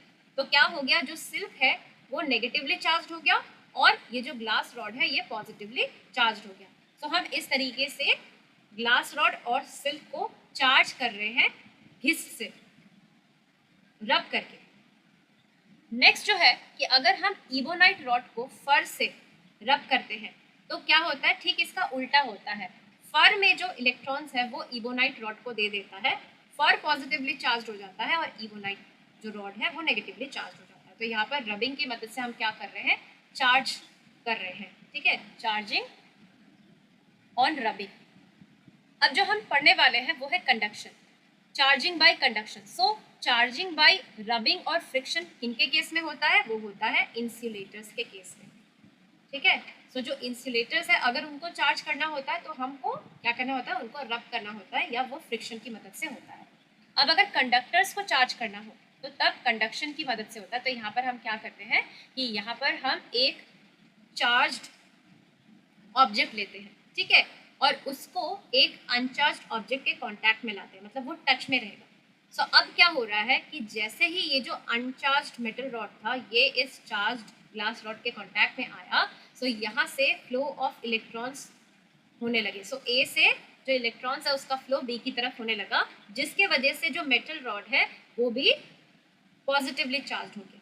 सो कंडक्शन में दो चीज़ ज़रूरी है कि जो चार्ज ऑब्जेक्ट है उसका अनचार्ज ऑब्जेक्ट के साथ कांटेक्ट होना ज़रूरी है, और जो कंडक्शन के थ्रू हम चार्ज कर रहे हैं तो यहाँ पर ये जो चार्ज ऑब्जेक्ट में जो चार्ज होता है वही अनचार्ज ऑब्जेक्ट में भी आता है। तो ये आपको ध्यान में रखना है। और यहाँ पर चार्ज जो होता है वो शेयर हो जाता है दोनों के बीच में, तो ये भी चीज़ आपको ध्यान में रखनी है। Charging by induction. So charging by induction कैसे कंडक्शन से अलग है? सो यहाँ पर हम जो चार्ज्ड ग्लास रॉड है उसके टच में नहीं ला रहे हैं मेटल रॉड को, थोड़ी सी दूरी बना के रख रहे हैं। It is not in contact with the charged glass rod. So दूर दूर रख रहे हैं। दूर रखने से क्या होता है कि ये जो पॉजिटिवली चार्ज ग्लास रॉड है यहाँ पर इलेक्ट्रॉन्स जो है वो कॉन्सेंट्रेटेड होने लगते हैं, जिस वजह से ये वाली जो एंड है ये नेगेटिवली चार्ज हो जाती है और इसके ऑपोजिट एंड में ये पॉजिटिवली चार्ज हो जाती है। क्यों? क्योंकि यहाँ से इलेक्ट्रॉन का फ्लो इस तरफ हो गया, क्योंकि ये वाली जो ग्लास रॉड है ये पॉजिटिवली चार्ज है, तो उसके रिस्पॉन्स में यहाँ पर एक नेगेटिवली चार्ज एंड क्रिएट होती है। सो इंडक्शन में क्या होता है? जो चार्ज्ड ऑब्जेक्ट है वो अनचार्ज्ड ऑब्जेक्ट के कांटेक्ट में नहीं आता है, जो चार्ज्ड बॉडी है उसके ऑपोजिट चार्ज यहाँ पर बनती है इस एंड में जो कि उसके करीब है। और जो चीज़ है कि जैसे ही हम इस चार्ज ऑब्जेक्ट को हटा लेते हैं तब इसकी जो ये चार्ज बनी, नेगेटिवली चार्ज जो ये बनी, ये भी चली जाती है, क्योंकि क्या हो जाता है फिर इलेक्ट्रॉन्स पहले की तरह यूनिफॉर्मली डिस्ट्रीब्यूट हो जाते हैं और ये अनचार्ज बॉडी बन जाती है। सो यहाँ पर कंडक्शन और इंडक्शन इसकी डिफरेंस क्या है? कंडक्शन में क्या होता है, the charged body is touched with the uncharge body. Conduction के थ्रू चार्ज करने के लिए हमको चार्ज बॉडी के कांटेक्ट में अनचार्ज बॉडी को रखना होता है, वेरएस इंडक्शन में क्या होता है, the charge body is not actually touched with the uncharge body but it is only kept close to it. तो इंडक्शन में क्या होता है, जो चार्ज बॉडी है उसको अनचार्ज बॉडी के टच में नहीं रखा जाता है, सिर्फ उसके करीब रखा जाता है, बट थोड़ी सी दूरी बरकरार रहती है। सेकेंड जो चीज बताई गई है कि कंडक्शन में the charge is shared, so the amount of charge in the charge bodies reduces. तो क्योंकि कंडक्शन में हम टच कर रहे हैं तो जो चार्ज है वो शेयर हो रही है, जिस वजह से चार्ज बॉडी में जो चार्ज होती है वो घट जाती है। इंडक्शन में क्या होता है, the charge is not share, यहाँ पे चार्ज शेयर नहीं होती है, जिस वजह से जो अमाउंट ऑफ चार्ज थी चार्ज बॉडी में वो घटती नहीं है, वो रिड्यूस नहीं होती है। थर्ड पॉइंट ऑफ डिफरेंस क्या बताया गया है कि कंडक्शन में the charge on the uncharge body is of same type as that of charge body. So conduction में चार्ज बॉडी की जो चार्ज होती है वही अनचार्ज बॉडी की भी चार्ज होती है जब उनको एक साथ टच किया जाता है। इंडक्शन में क्या होता है, the charge on the uncharge body is of opposite type two that of the charge body. Induction में जो चार्ज बॉडी है जिसके करीब हम एक अनचार्ज बॉडी को ला रहे हैं विदाउट टचिंग इट, सो क्या होगा, उस पर जो चार्ज डेवलप करेगा वो ऑपोजिट चार्ज होगा चार्ज बॉडी के। सो अगर चार्ज बॉडी पॉजिटिवली चार्ज होगा तो अनचार्ज बॉडी में नेगेटिव चार्ज आएगा, और अगर ये नेगेटिवली चार्ज होगा तो उसमें पॉजिटिव चार्ज आएगा। फोर्थ वाली पॉइंट ऑफ डिफरेंस क्या है, on removing the charge body the uncharge body still retains the charge. So अगर हम चार्ज बॉडी को अनचार्ज बॉडी से हटा लें कंडक्शन में, तो उसमें जो चार्ज बनी थी दोनों के कॉन्टैक्ट होने से वो चार्ज वो रिटेन करता है। Whereas in case of induction, the charge on the uncharged body remains only as long as the charged body is close. So जब तक चार्ज बॉडी के करीब रहता है अनचार्ज बॉडी तब तक उसमें वो चार्ज बरकरार रहती है। जैसे ही चार्ज बॉडी से हम अनचार्ज बॉडी को और दूर लेके चले जाते हैं, no charge is left on the uncharge body. So अब उस अनचार्ज बॉडी में कोई भी चार्ज नहीं रहती है। To retain charge the far end of the body has to be earth. और अगर हम चार्ज रखना चाहते हैं तो हमको क्या करना पड़ेगा, जो बॉडी है उसको अर्थ करना पड़ता है। तो ये कुछ डिफरेंसेस थे। अब हम स्टडी करेंगे इलेक्ट्रोस्कोप को। इलेक्ट्रोस्कोप क्या है, ये एक ऐसा डिवाइस है जिसकी मदद से हम किसी भी ऑब्जेक्ट का जो चार्ज है, क्या वो पॉजिटिवली चार्ज है कि नेगेटिवली चार्ज है, उसको हम पता लगा सकते हैं, या फिर कोई चीज़ जो है वो चार्ज है कि अनचार्ज है उसका भी हम पता लगा सकते हैं। तो यहाँ पर जो इलेक्ट्रोस्कोप है, यहाँ पर गोल्ड लीव्स का इस्तेमाल हुआ है। तो आप देख पा रहे हैं कि अगर इलेक्ट्रोस्कोप चार्ज ना हो, मतलब उसके जो लीव्स है वो अगर कोई चार्ज कैरी ना कर रहे हो, और अगर यहाँ पर जहाँ पर हम टच कराते हैं किसी भी चार्ज या अनचार्ज बॉडी को, तो अगर चार्ज बॉडी टच करती है तो गोल्ड लीव्स क्या करती है, वो दूर दूर चली जाती है, क्योंकि इसकी जो चार्ज है वही इस गोल्ड लीफ में आ जाती है। तो सपोज ये पॉजिटिवली चार्ज है, ये पॉजिटिवली चार्ज है, तो इट विल रिपेल, क्योंकि लाइक चार्जेस क्या करते हैं, वो रिपेल करते हैं। ठीक है, और अगर कोई अनचार्ज बॉडी को हम यहाँ पर टच कराते हैं तो यहाँ पर लीव्स में कोई भी इफेक्ट नहीं होता है, वो जैसी की वैसी ही रहती है। अब अगर गोल्ड लीव्स की जो चार्ज है वो नेगेटिव चार्ज है और हम एक नेगेटिवली चार्ज ऑब्जेक्ट को यहाँ पर टच करा रहे हैं, तो गोल्ड लीफ क्या करेगा, वो धकेल देगा, दोनों में क्या हो जाएगा, रिपल्शन होगा, क्योंकि like charges repel each other. और अगर यहाँ पर जो चार्ज बॉडी है वो पॉजिटिवली चार्ज है और गोल्ड लीव्स नेगेटिवली चार्ज है, तो जैसे ही हम पॉजिटिवली चार्ज ऑब्जेक्ट को इसमें टच कराएंगे तो गोल्ड लीव्स क्या हो जाएगी, करीब करीब आ जाएगी, क्योंकि opposite charge attracts each other. यहाँ पर जो चीज़ दी गई है, यहाँ पर गोल्ड लीफ की जो चार्ज है वो पॉजिटिवली चार्ज है, और जैसे ही हम यहाँ पर पॉजिटिवली चार्ज ऑब्जेक्ट को टच कराते हैं तो गोल्ड लीव्स दूर दूर चली जाती है, क्योंकि same charges repel each other.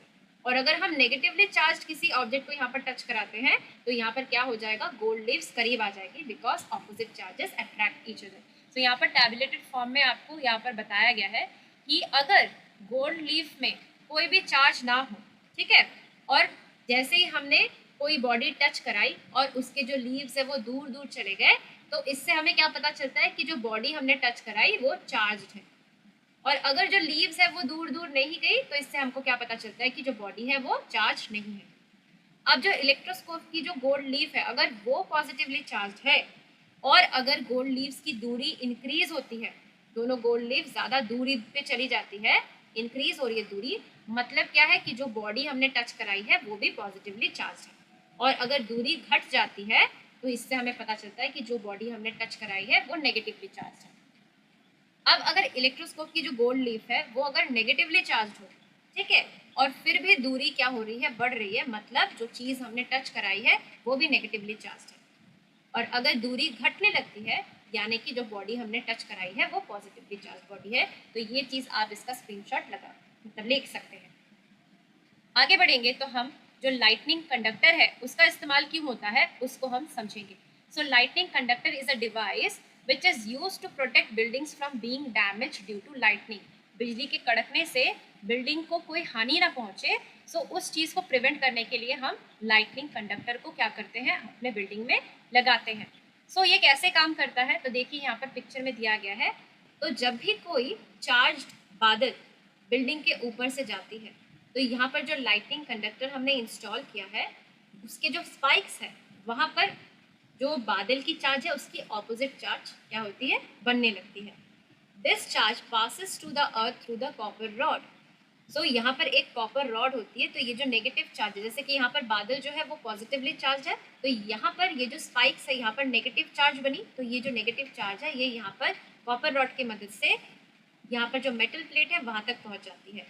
दस lightning spark is prevented and the building is safe from damage. तो इसके चक्कर में क्या हो जाता है कि इसकी मदद से क्या होती है कि जो लाइटनिंग होती है वो होती नहीं है और हमारी बिल्डिंग जो है वो किसी भी डैमेज से बच जाती है। यहाँ पर हम पोटेंशियल एनर्जी और काइनेटिक एनर्जी के जो डिफरेंस है उसको समझेंगे। तो यहाँ से भी बहुत बार क्वेश्चन पूछा गया है। Potential energy is the energy possessed by a body due to its state of rest और पोजीशन। सो कोई भी ऑब्जेक्ट अगर वो रेस्ट पे हो या वो किसी पोजीशन पे हो, उस टाइम पे उस बॉडी में जो एनर्जी पोजेस की है उसी को हम पोटेंशियल एनर्जी कहते हैं। काइनेटिक एनर्जी होती है क्या, it is the energy possessed by a body due to its state of motion. So किसी भी ऑब्जेक्ट के स्टेट ऑफ मोशन के वजह से जो एनर्जी वो पोजेस करती है उसको हम काइनेटिक एनर्जी कहते हैं। It is the work done on the body to bring it to that state of rest और पोजिशन। तो पोटेंशियल एनर्जी क्या है, ये work done on the body है, जो वर्क हम करते हैं in order to bring that object in the state of rest और टू अ सर्टेन पोजिशन। और काइनेटिक एनर्जी क्या होता है, ये होता है work done in moving the body initially from rest. तो किसी भी ऑब्जेक्ट को रेस्ट से मोशन में लाने में जो हम काम करते हैं, जो वर्क डन होता है, उसी को हम काइनेटिक एनर्जी कहते हैं। मतलब it is equal to the work done in moving the body initially from rest. Third वाला जो है यहाँ पर कहा गया है कि जो पोटेंशियल एनर्जी है ये सिर्फ काइनेटिक एनर्जी में ही बदल सकता है, वेरस जो काइनेटिक एनर्जी है वो अलग अलग फॉर्म ऑफ एनर्जी में बदल सकता है। जैसे कि वो पोटेंशियल एनर्जी में बदल सकता है, वो हीट एनर्जी में बदल सकता है, वो लाइट एनर्जी में बदल सकता है। तो पोटेंशियल एनर्जी फाइंड आउट करने के लिए जो फॉर्मूला है वो है mgh। m यहाँ पर मास है, h होता है हाइट और g होता है एक्सेलरेशन ड्यू टू ग्रेविटी। सो जो पोटेंशियल एनर्जी है वो मास ऑफ द ऑब्जेक्ट पे डिपेंड करता है और ऑब्जेक्ट की जो हाइट अबव द ग्राउंड है उस पर डिपेंड करता है। वेरस जो काइनेटिक एनर्जी है उसको फाइंड आउट करने का फॉर्मूला क्या है, हाफ एम वी स्क्वायर। यहाँ पर m जो है वो मास ऑफ द बॉडी है और v जो है वो स्पीड ऑफ द बॉडी है। तो जितना ज़्यादा मास होगा उतना ही ज़्यादा काइनेटिक एनर्जी होगी, जितनी ज़्यादा स्पीड होगी किसी भी बॉडी की उतनी ही ज़्यादा काइनेटिक एनर्जी होगी। तो ये फॉर्मूला आपको याद रखना है क्योंकि यहाँ से न्यूमेरिकल्स दी जाती है। अब आते हैं हम एयर प्रेशर के बारे में समझेंगे। तो यहाँ पर क्या है, यहाँ पर एक एक्सपेरिमेंट थी कि हमने एक कैन ली है, मेटालिक कैन ली है और उसको आधा हमने पानी से भरा हुआ है और इसी कैन को हम क्या कर रहे हैं, गर्म कर रहे हैं। गर्म कर रहे हैं जब तक इसके अंदर का पानी उबलना स्टार्ट ना करे। अभी इसका जो ढक्कन है वो हमने खोल के ही रखा है।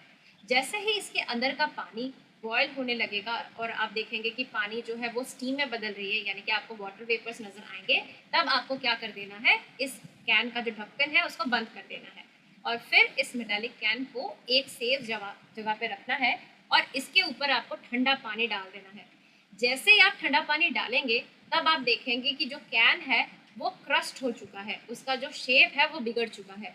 तो ऐसा क्यों हुआ, ऐसा इसलिए हुआ क्योंकि जैसे ही हमने इस कैन में पानी को गर्म किया, पानी को उबाला, तो क्या हुआ कि पानी के जो मॉलिक्यूल्स थे वो लिक्विड स्टेट से गैसियस स्टेट में चले गए। गैसियस स्टेट में चले जाने से क्या हुआ कि यहाँ पर जो प्रेशर था वो इंक्रीज हुआ क्योंकि जो गैस के मॉलिक्यूल्स है वो एक दबाव बना रहे थे इस कैन के ऊपर। तो क्या था कि कैन के अंदर का जो प्रेशर था और बाहर जो एटमॉस्फेरिक प्रेशर था दोनों ही इक्वल था, इसलिए कैन का जो शेप है वो बिगड़ा नहीं।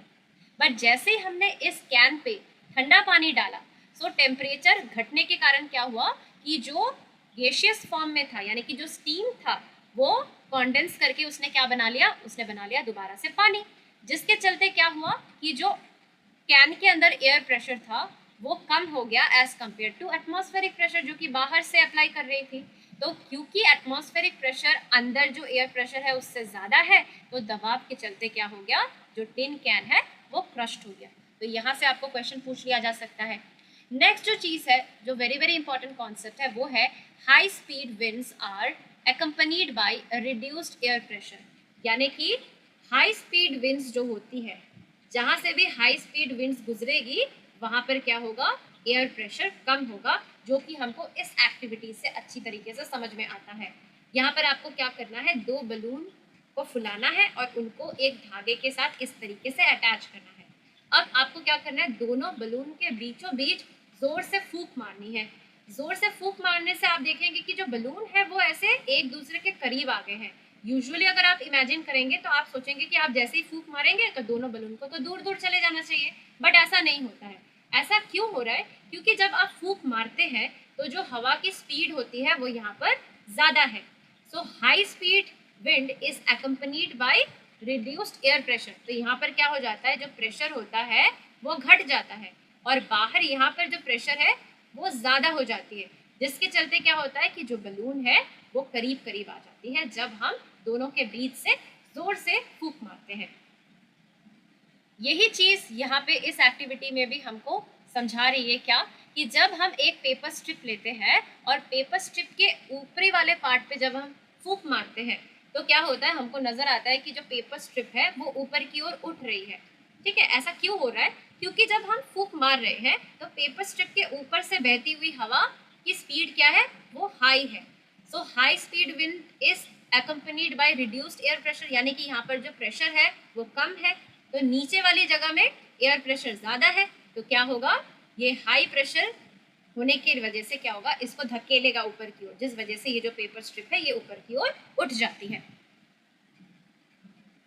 नेक्स्ट जो चीज़ है वो यहाँ पर इस एक्टिविटी से हम क्या समझ रहे हैं कि हमको यहाँ पर एक कंटेनर लेना है और उस कंटेनर के माउथ वाले पार्ट में क्या करना है, बलून को अटैच करना है।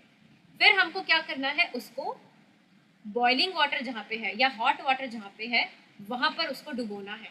अगर आप डुबोएंगे तो आप देखेंगे कि जो बलून है वो फूल रहा है। क्यों फूल रहा है, क्योंकि ये जो गर्म पानी से जो एनर्जी मिली, जो हीट मिली, उसके चलते क्या हुआ कि इस कंटेनर के अंदर जो एयर मॉलिक्यूल्स थे उसको एनर्जी मिली, तो वो दूर दूर मूव करने लगे, जिसके चलते अंदर एयर प्रेशर बना। एयर प्रेशर ने क्या किया, इस बलून को फूलने में मदद की। सो एयर एक्सपैंड्स ऑन हीटिंग, ये जो चीज़ है ये हम यहाँ से कंक्लूड कर रहे हैं। अब यही चीज़, इसी सेटअप को अगर आप बर्फीले पानी में रखें तो आप देखेंगे कि जो बलून है वो सिकुड़ जाएगा, वो डिफ्लेट करेगा। क्यों, क्योंकि जैसे ही हमने इसको ठंडे पानी में रखा तो एयर मॉलिक्यूल्स क्या कर रहे हैं, वो कॉन्ट्रैक्ट कर रहे हैं। कॉन्ट्रैक्ट करने से क्या हुआ कि जो दबाव था, जो प्रेशर था वो घट गया, जिसके चलते क्या हो गया कि ये जो बलून है वो डिफ्लेट कर गया, वो सिकुड़ गया। तो यहाँ से हम क्या समझ रहे हैं कि air expands on heating and air contracts on cooling. ये जो कॉन्सेप्ट है ये हमने यहाँ पर सीखा। तो shape of the balloon in hot and cold water कैसे बदल रही है वो यहाँ से हमको पता चला। नेक्स्ट जो चीज़ है इस एक्टिविटी में हम क्या देख रहे हैं कि हमने एक धागे के साथ ऐसे दो पेपर कप्स या बैग्स पेपर के हमने अटैच किए। अब हमने क्या किया, जो ए वाला बैग था उसके नीचे हमने आग जलाई।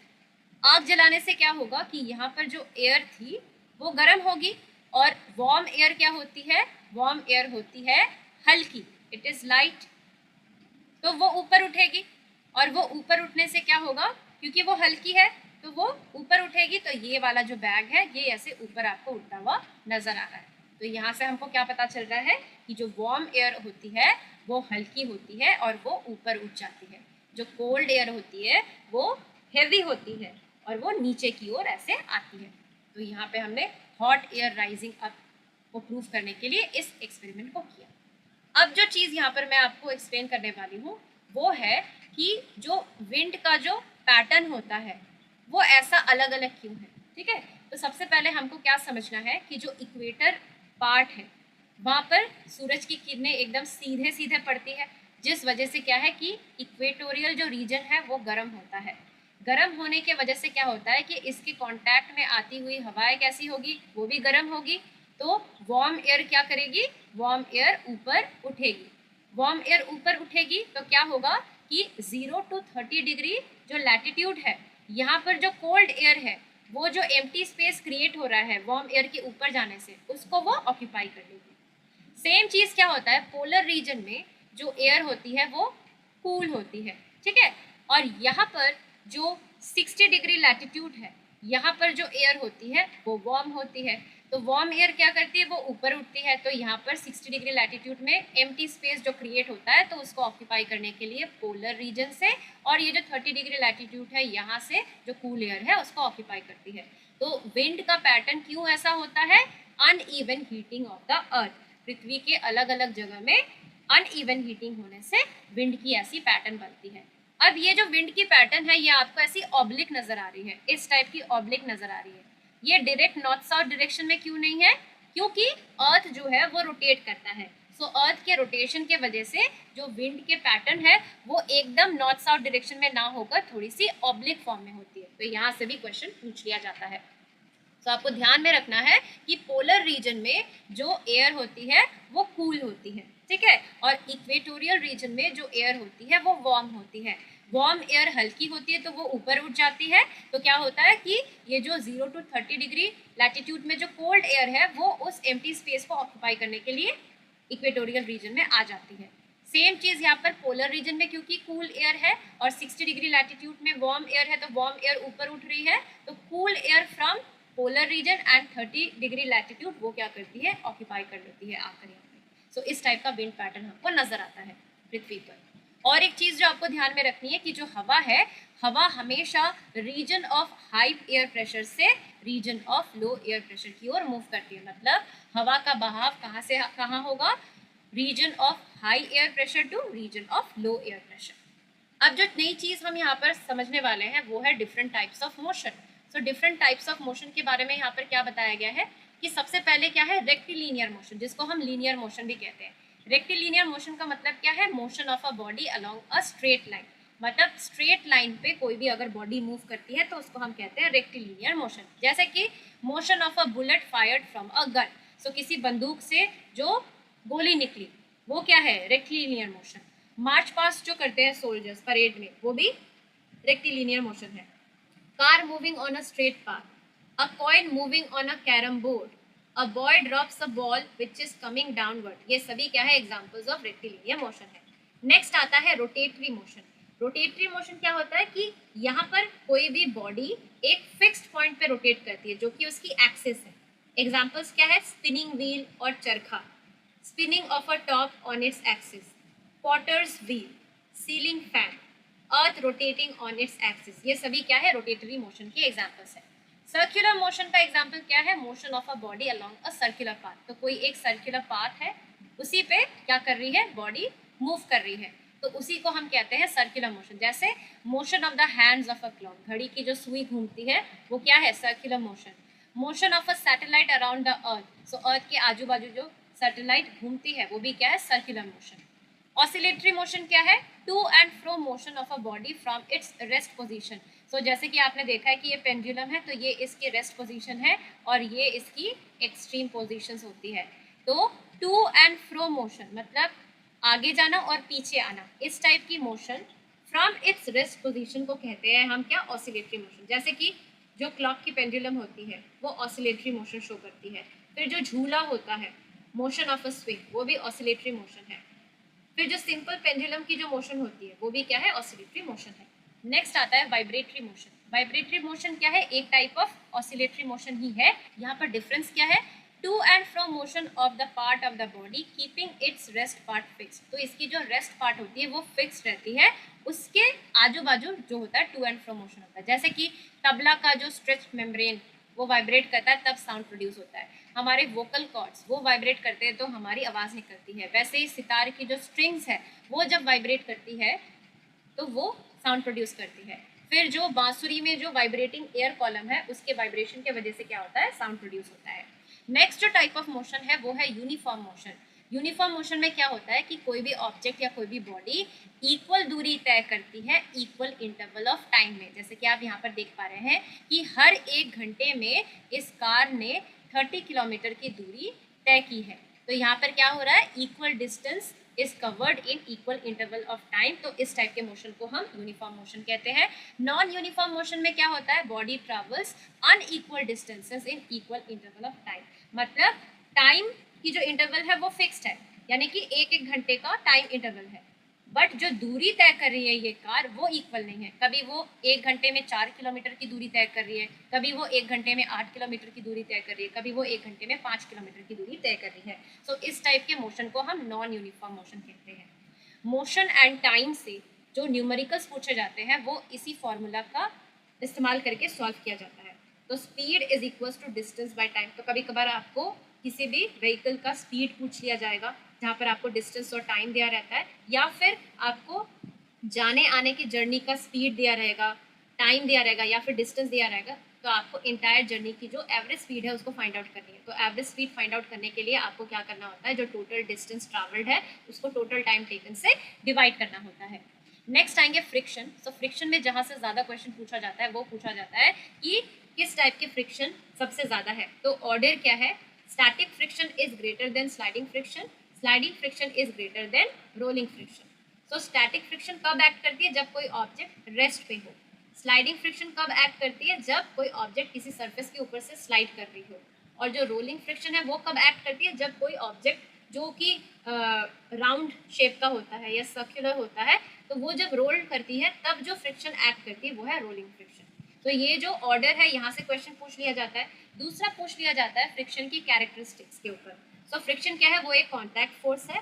It acts in opposite direction of the motion, यानी कि डायरेक्शन ऑफ मोशन जिस ओर है उसकी ऑपोजिट दिशा में ये एक्ट करती है। It opposes the relative motion of an object. तो किसी भी ऑब्जेक्ट का जो रिलेटिव मोशन होता है उसको ये अपोज करती है। इसके चलते हीट का प्रोडक्शन होता है जो कि इसका एक डिसएडवांटेज है। और ये वियर एंड टीयर कॉज करता है, जैसे कि हमारे जूते के जो सोल है वो स्मूथ हो जाते हैं, जो ट्रेडेड टायर्स होते हैं वो भी स्मूथ हो जाते हैं इसी फ्रिक्शन के चलते। फ्रिक्शन को इंक्रीज करने के लिए क्या चीज़ें बताई गई हैं, तो जितना ज़्यादा वजन होगा किसी चीज़ का उतना ही ज़्यादा फ्रिक्शन होगा। कोई सरफेस अगर रफ होगी तो वहाँ पर फ्रिक्शन ज़्यादा होगी, अगर एडहेसिव फोर्स ज़्यादा होगी तो वहाँ पर ज़्यादा फ्रिक्शन होगी। तो यही चीज़ें फ्रिक्शन को बढ़ाती है। फ्रिक्शन को घटाती कौन है, अगर सरफेस स्मूथ हो। अगर हम लुब्रिकेंट्स का इस्तेमाल करें तो फ्रिक्शन कम हो जाती है, जैसे कि ऑयल, ग्रीस, ग्रेफाइट का इस्तेमाल करने से जो फ्रिक्शनल फोर्स है between the parts of a machine वो कम हो जाती है। बॉल बियरिंग्स का इस्तेमाल करने से जो फ्रिक्शन है वो कम हो जाती है, क्योंकि यहाँ पर जो फ्रिक्शन एक्ट करती है वो है रोलिंग फ्रिक्शन जिसकी मैग्नीट्यूड बहुत कम होती है। फ्लूइड फ्रिक्शन जिसको हम ड्रैग कहते हैं उसको कम करने के लिए हमको जो शेप होती है ऑब्जेक्ट की उसको स्ट्रीमलाइन शेप देनी चाहिए, यानी कि जो दोनों पॉइंट्स हैं वो या जो दोनों एंड्स है वो पॉइंटेड है, बीच का हिस्सा कैसा है, चौड़ा है यानी कि ब्रॉड है।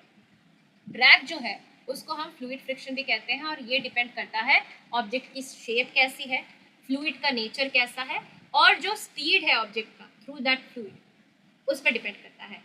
ड्रैग को अगर हम कम करना चाहें यानी कि फ्लूइड फ्रिक्शन को कम करने के लिए हमको स्ट्रीमलाइन बॉडी बनानी होती है, जैसा कि आपको एरोप्लेन, बोट और बर्ड इनके शेप में नज़र आता है कि इनके जो दोनों एंड्स हैं वो पॉइंटेड होते हैं और बीच का जो पार्ट होता है वो ब्रॉड होता है। तो स्ट्रीमलाइन बॉडी क्या करती है, ड्रैग को घटाती है, फ्लूइड फ्रिक्शन को कम करती है। आगे अगर बढ़ेंगे तो हम फोर्स एंड प्रेशर की जो इंपॉर्टेंट चीज़ें हैं उनको समझ लेंगे। तो फोर्स क्या है, पुश और pull action acting on an object. ठीक है, फोर्स दो तरीके के होते हैं, एक है कॉन्टैक्ट फोर्सेस, दूसरा है नॉन कॉन्टैक्ट फोर्सेस। सो कॉन्टैक्ट फोर्सेस के एग्जांपल्स क्या है, वो है फ्रिक्शन, मस्कुलर फोर्स और फ्लूइड फ्रिक्शन जिसको हम ड्रैग कहते हैं।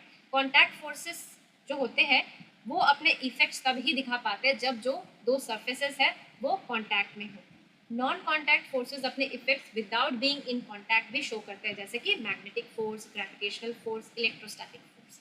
जो प्रेशर है, प्रेशर को फाइंड आउट करने के लिए जो फॉर्मूला है वो है थ्रस्ट बाय एरिया। मतलब फोर्स पर unit area is pressure.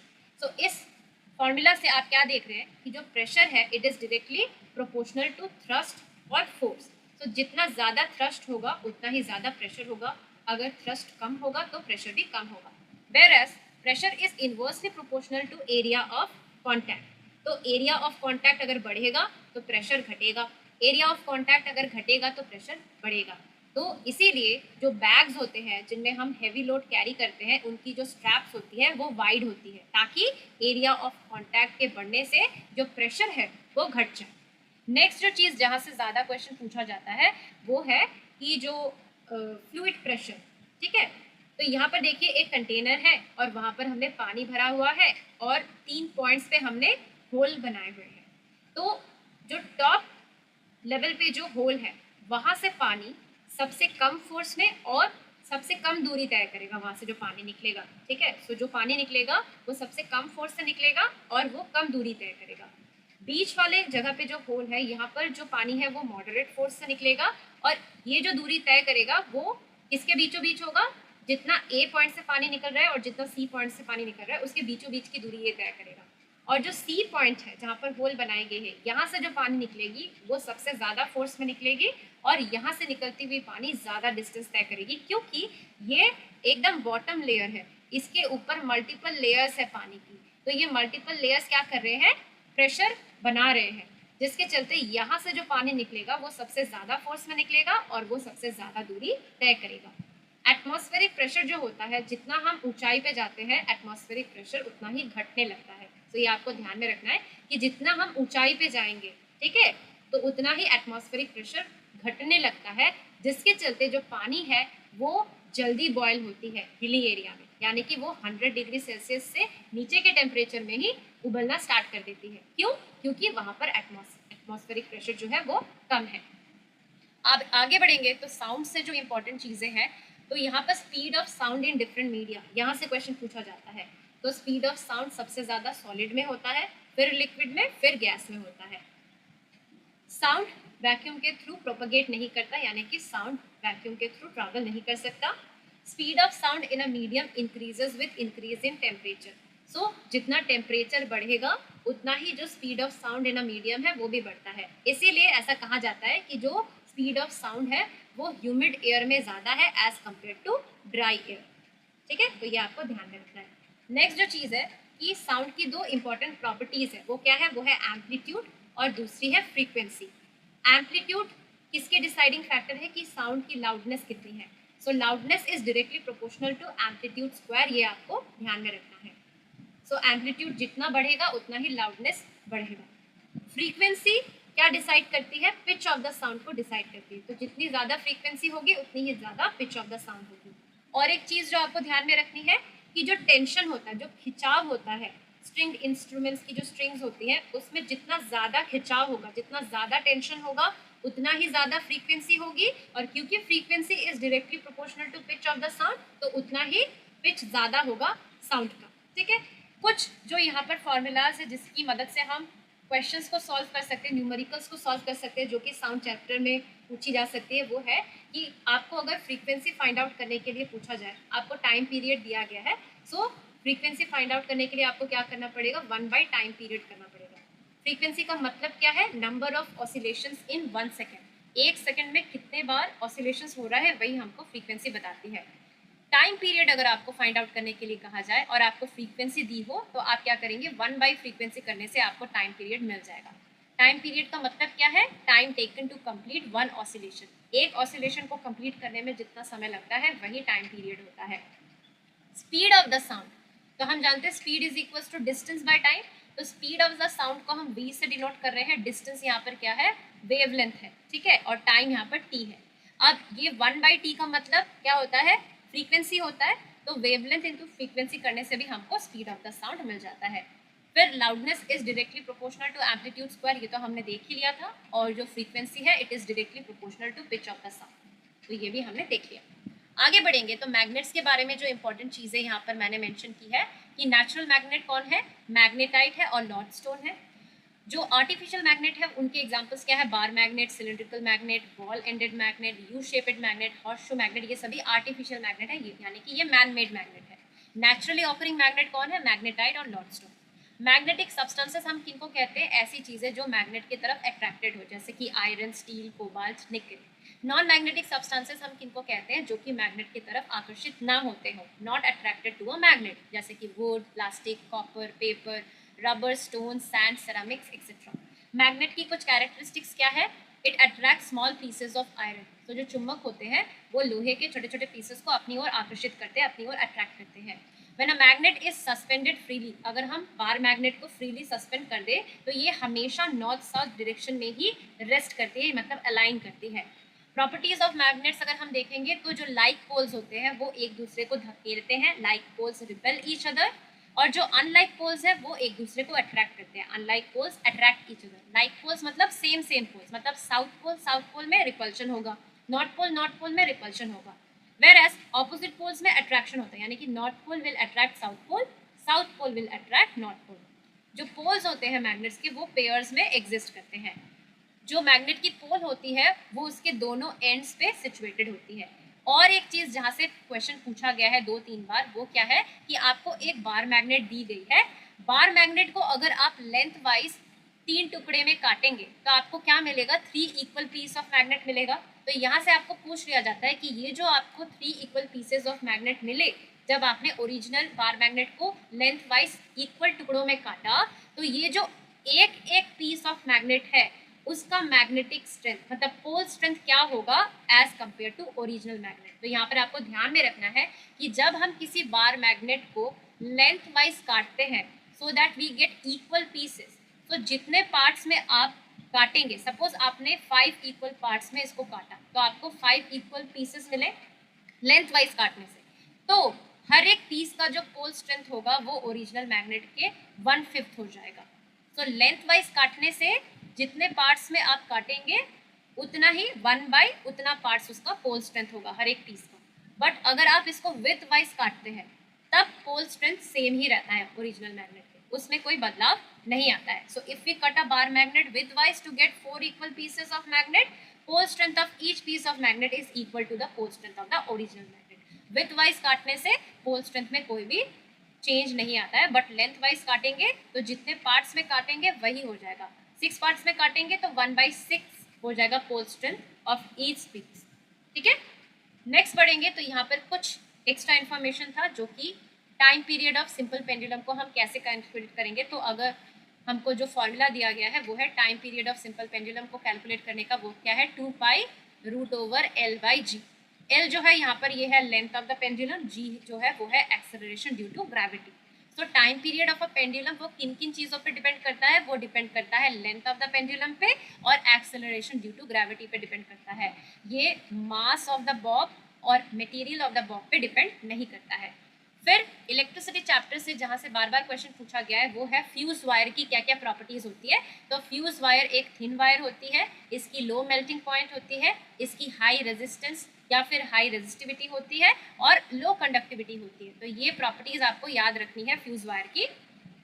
Properties of heating element, heating element की क्या क्या प्रॉपर्टीज होती है, जैसे टोस्टर में जो या आयरन में जो हीटिंग एलिमेंट होती है उसकी क्या क्या प्रॉपर्टीज है। तो इसकी हाई मेल्टिंग पॉइंट होती है, हाई रेजिस्टेंस या हाई रेजिस्टिविटी होती है, लो कंडक्टिविटी होती है। तो इनका आप स्क्रीनशॉट ले सकते हैं। और एक चीज़ जो आपको ध्यान में रखनी है कि जो कंडक्टिविटी होती है it is inversely proportional to resistivity. Next जो होता है कि किसी भी इलेक्ट्रिक सर्किट से जब करंट पास करता है तो तब हीट का प्रोडक्शन होता है। ठीक है, सो हीट कितनी प्रोड्यूस हो रही है उसको फाइंड आउट करने के लिए एक फॉर्मूला है, वो है I²RT। यहाँ पर I होता है इलेक्ट्रिक करंट, R है रेजिस्टेंस और T है टाइम। सो किसी भी इलेक्ट्रिक सर्किट में कितना हीट प्रोडक्शन हो रहा है उसको फाइंड आउट करने के लिए आपको I²RT इस फॉर्मूला का इस्तेमाल करना है। अगर आपको रेजिस्टेंस फाइंड आउट करनी है किसी भी चीज़ का और आपको रेजिस्टिविटी जो कि रो से डिनोट किया गया है, लेंथ ऑफ द कंडक्टर और area of cross section of the conductor दिया रहेगा, तो आपको ρL/A इस फॉर्मूला को यूज़ करके उस कंडक्टर का रेजिस्टेंस आप फाइंड आउट कर सकते हैं।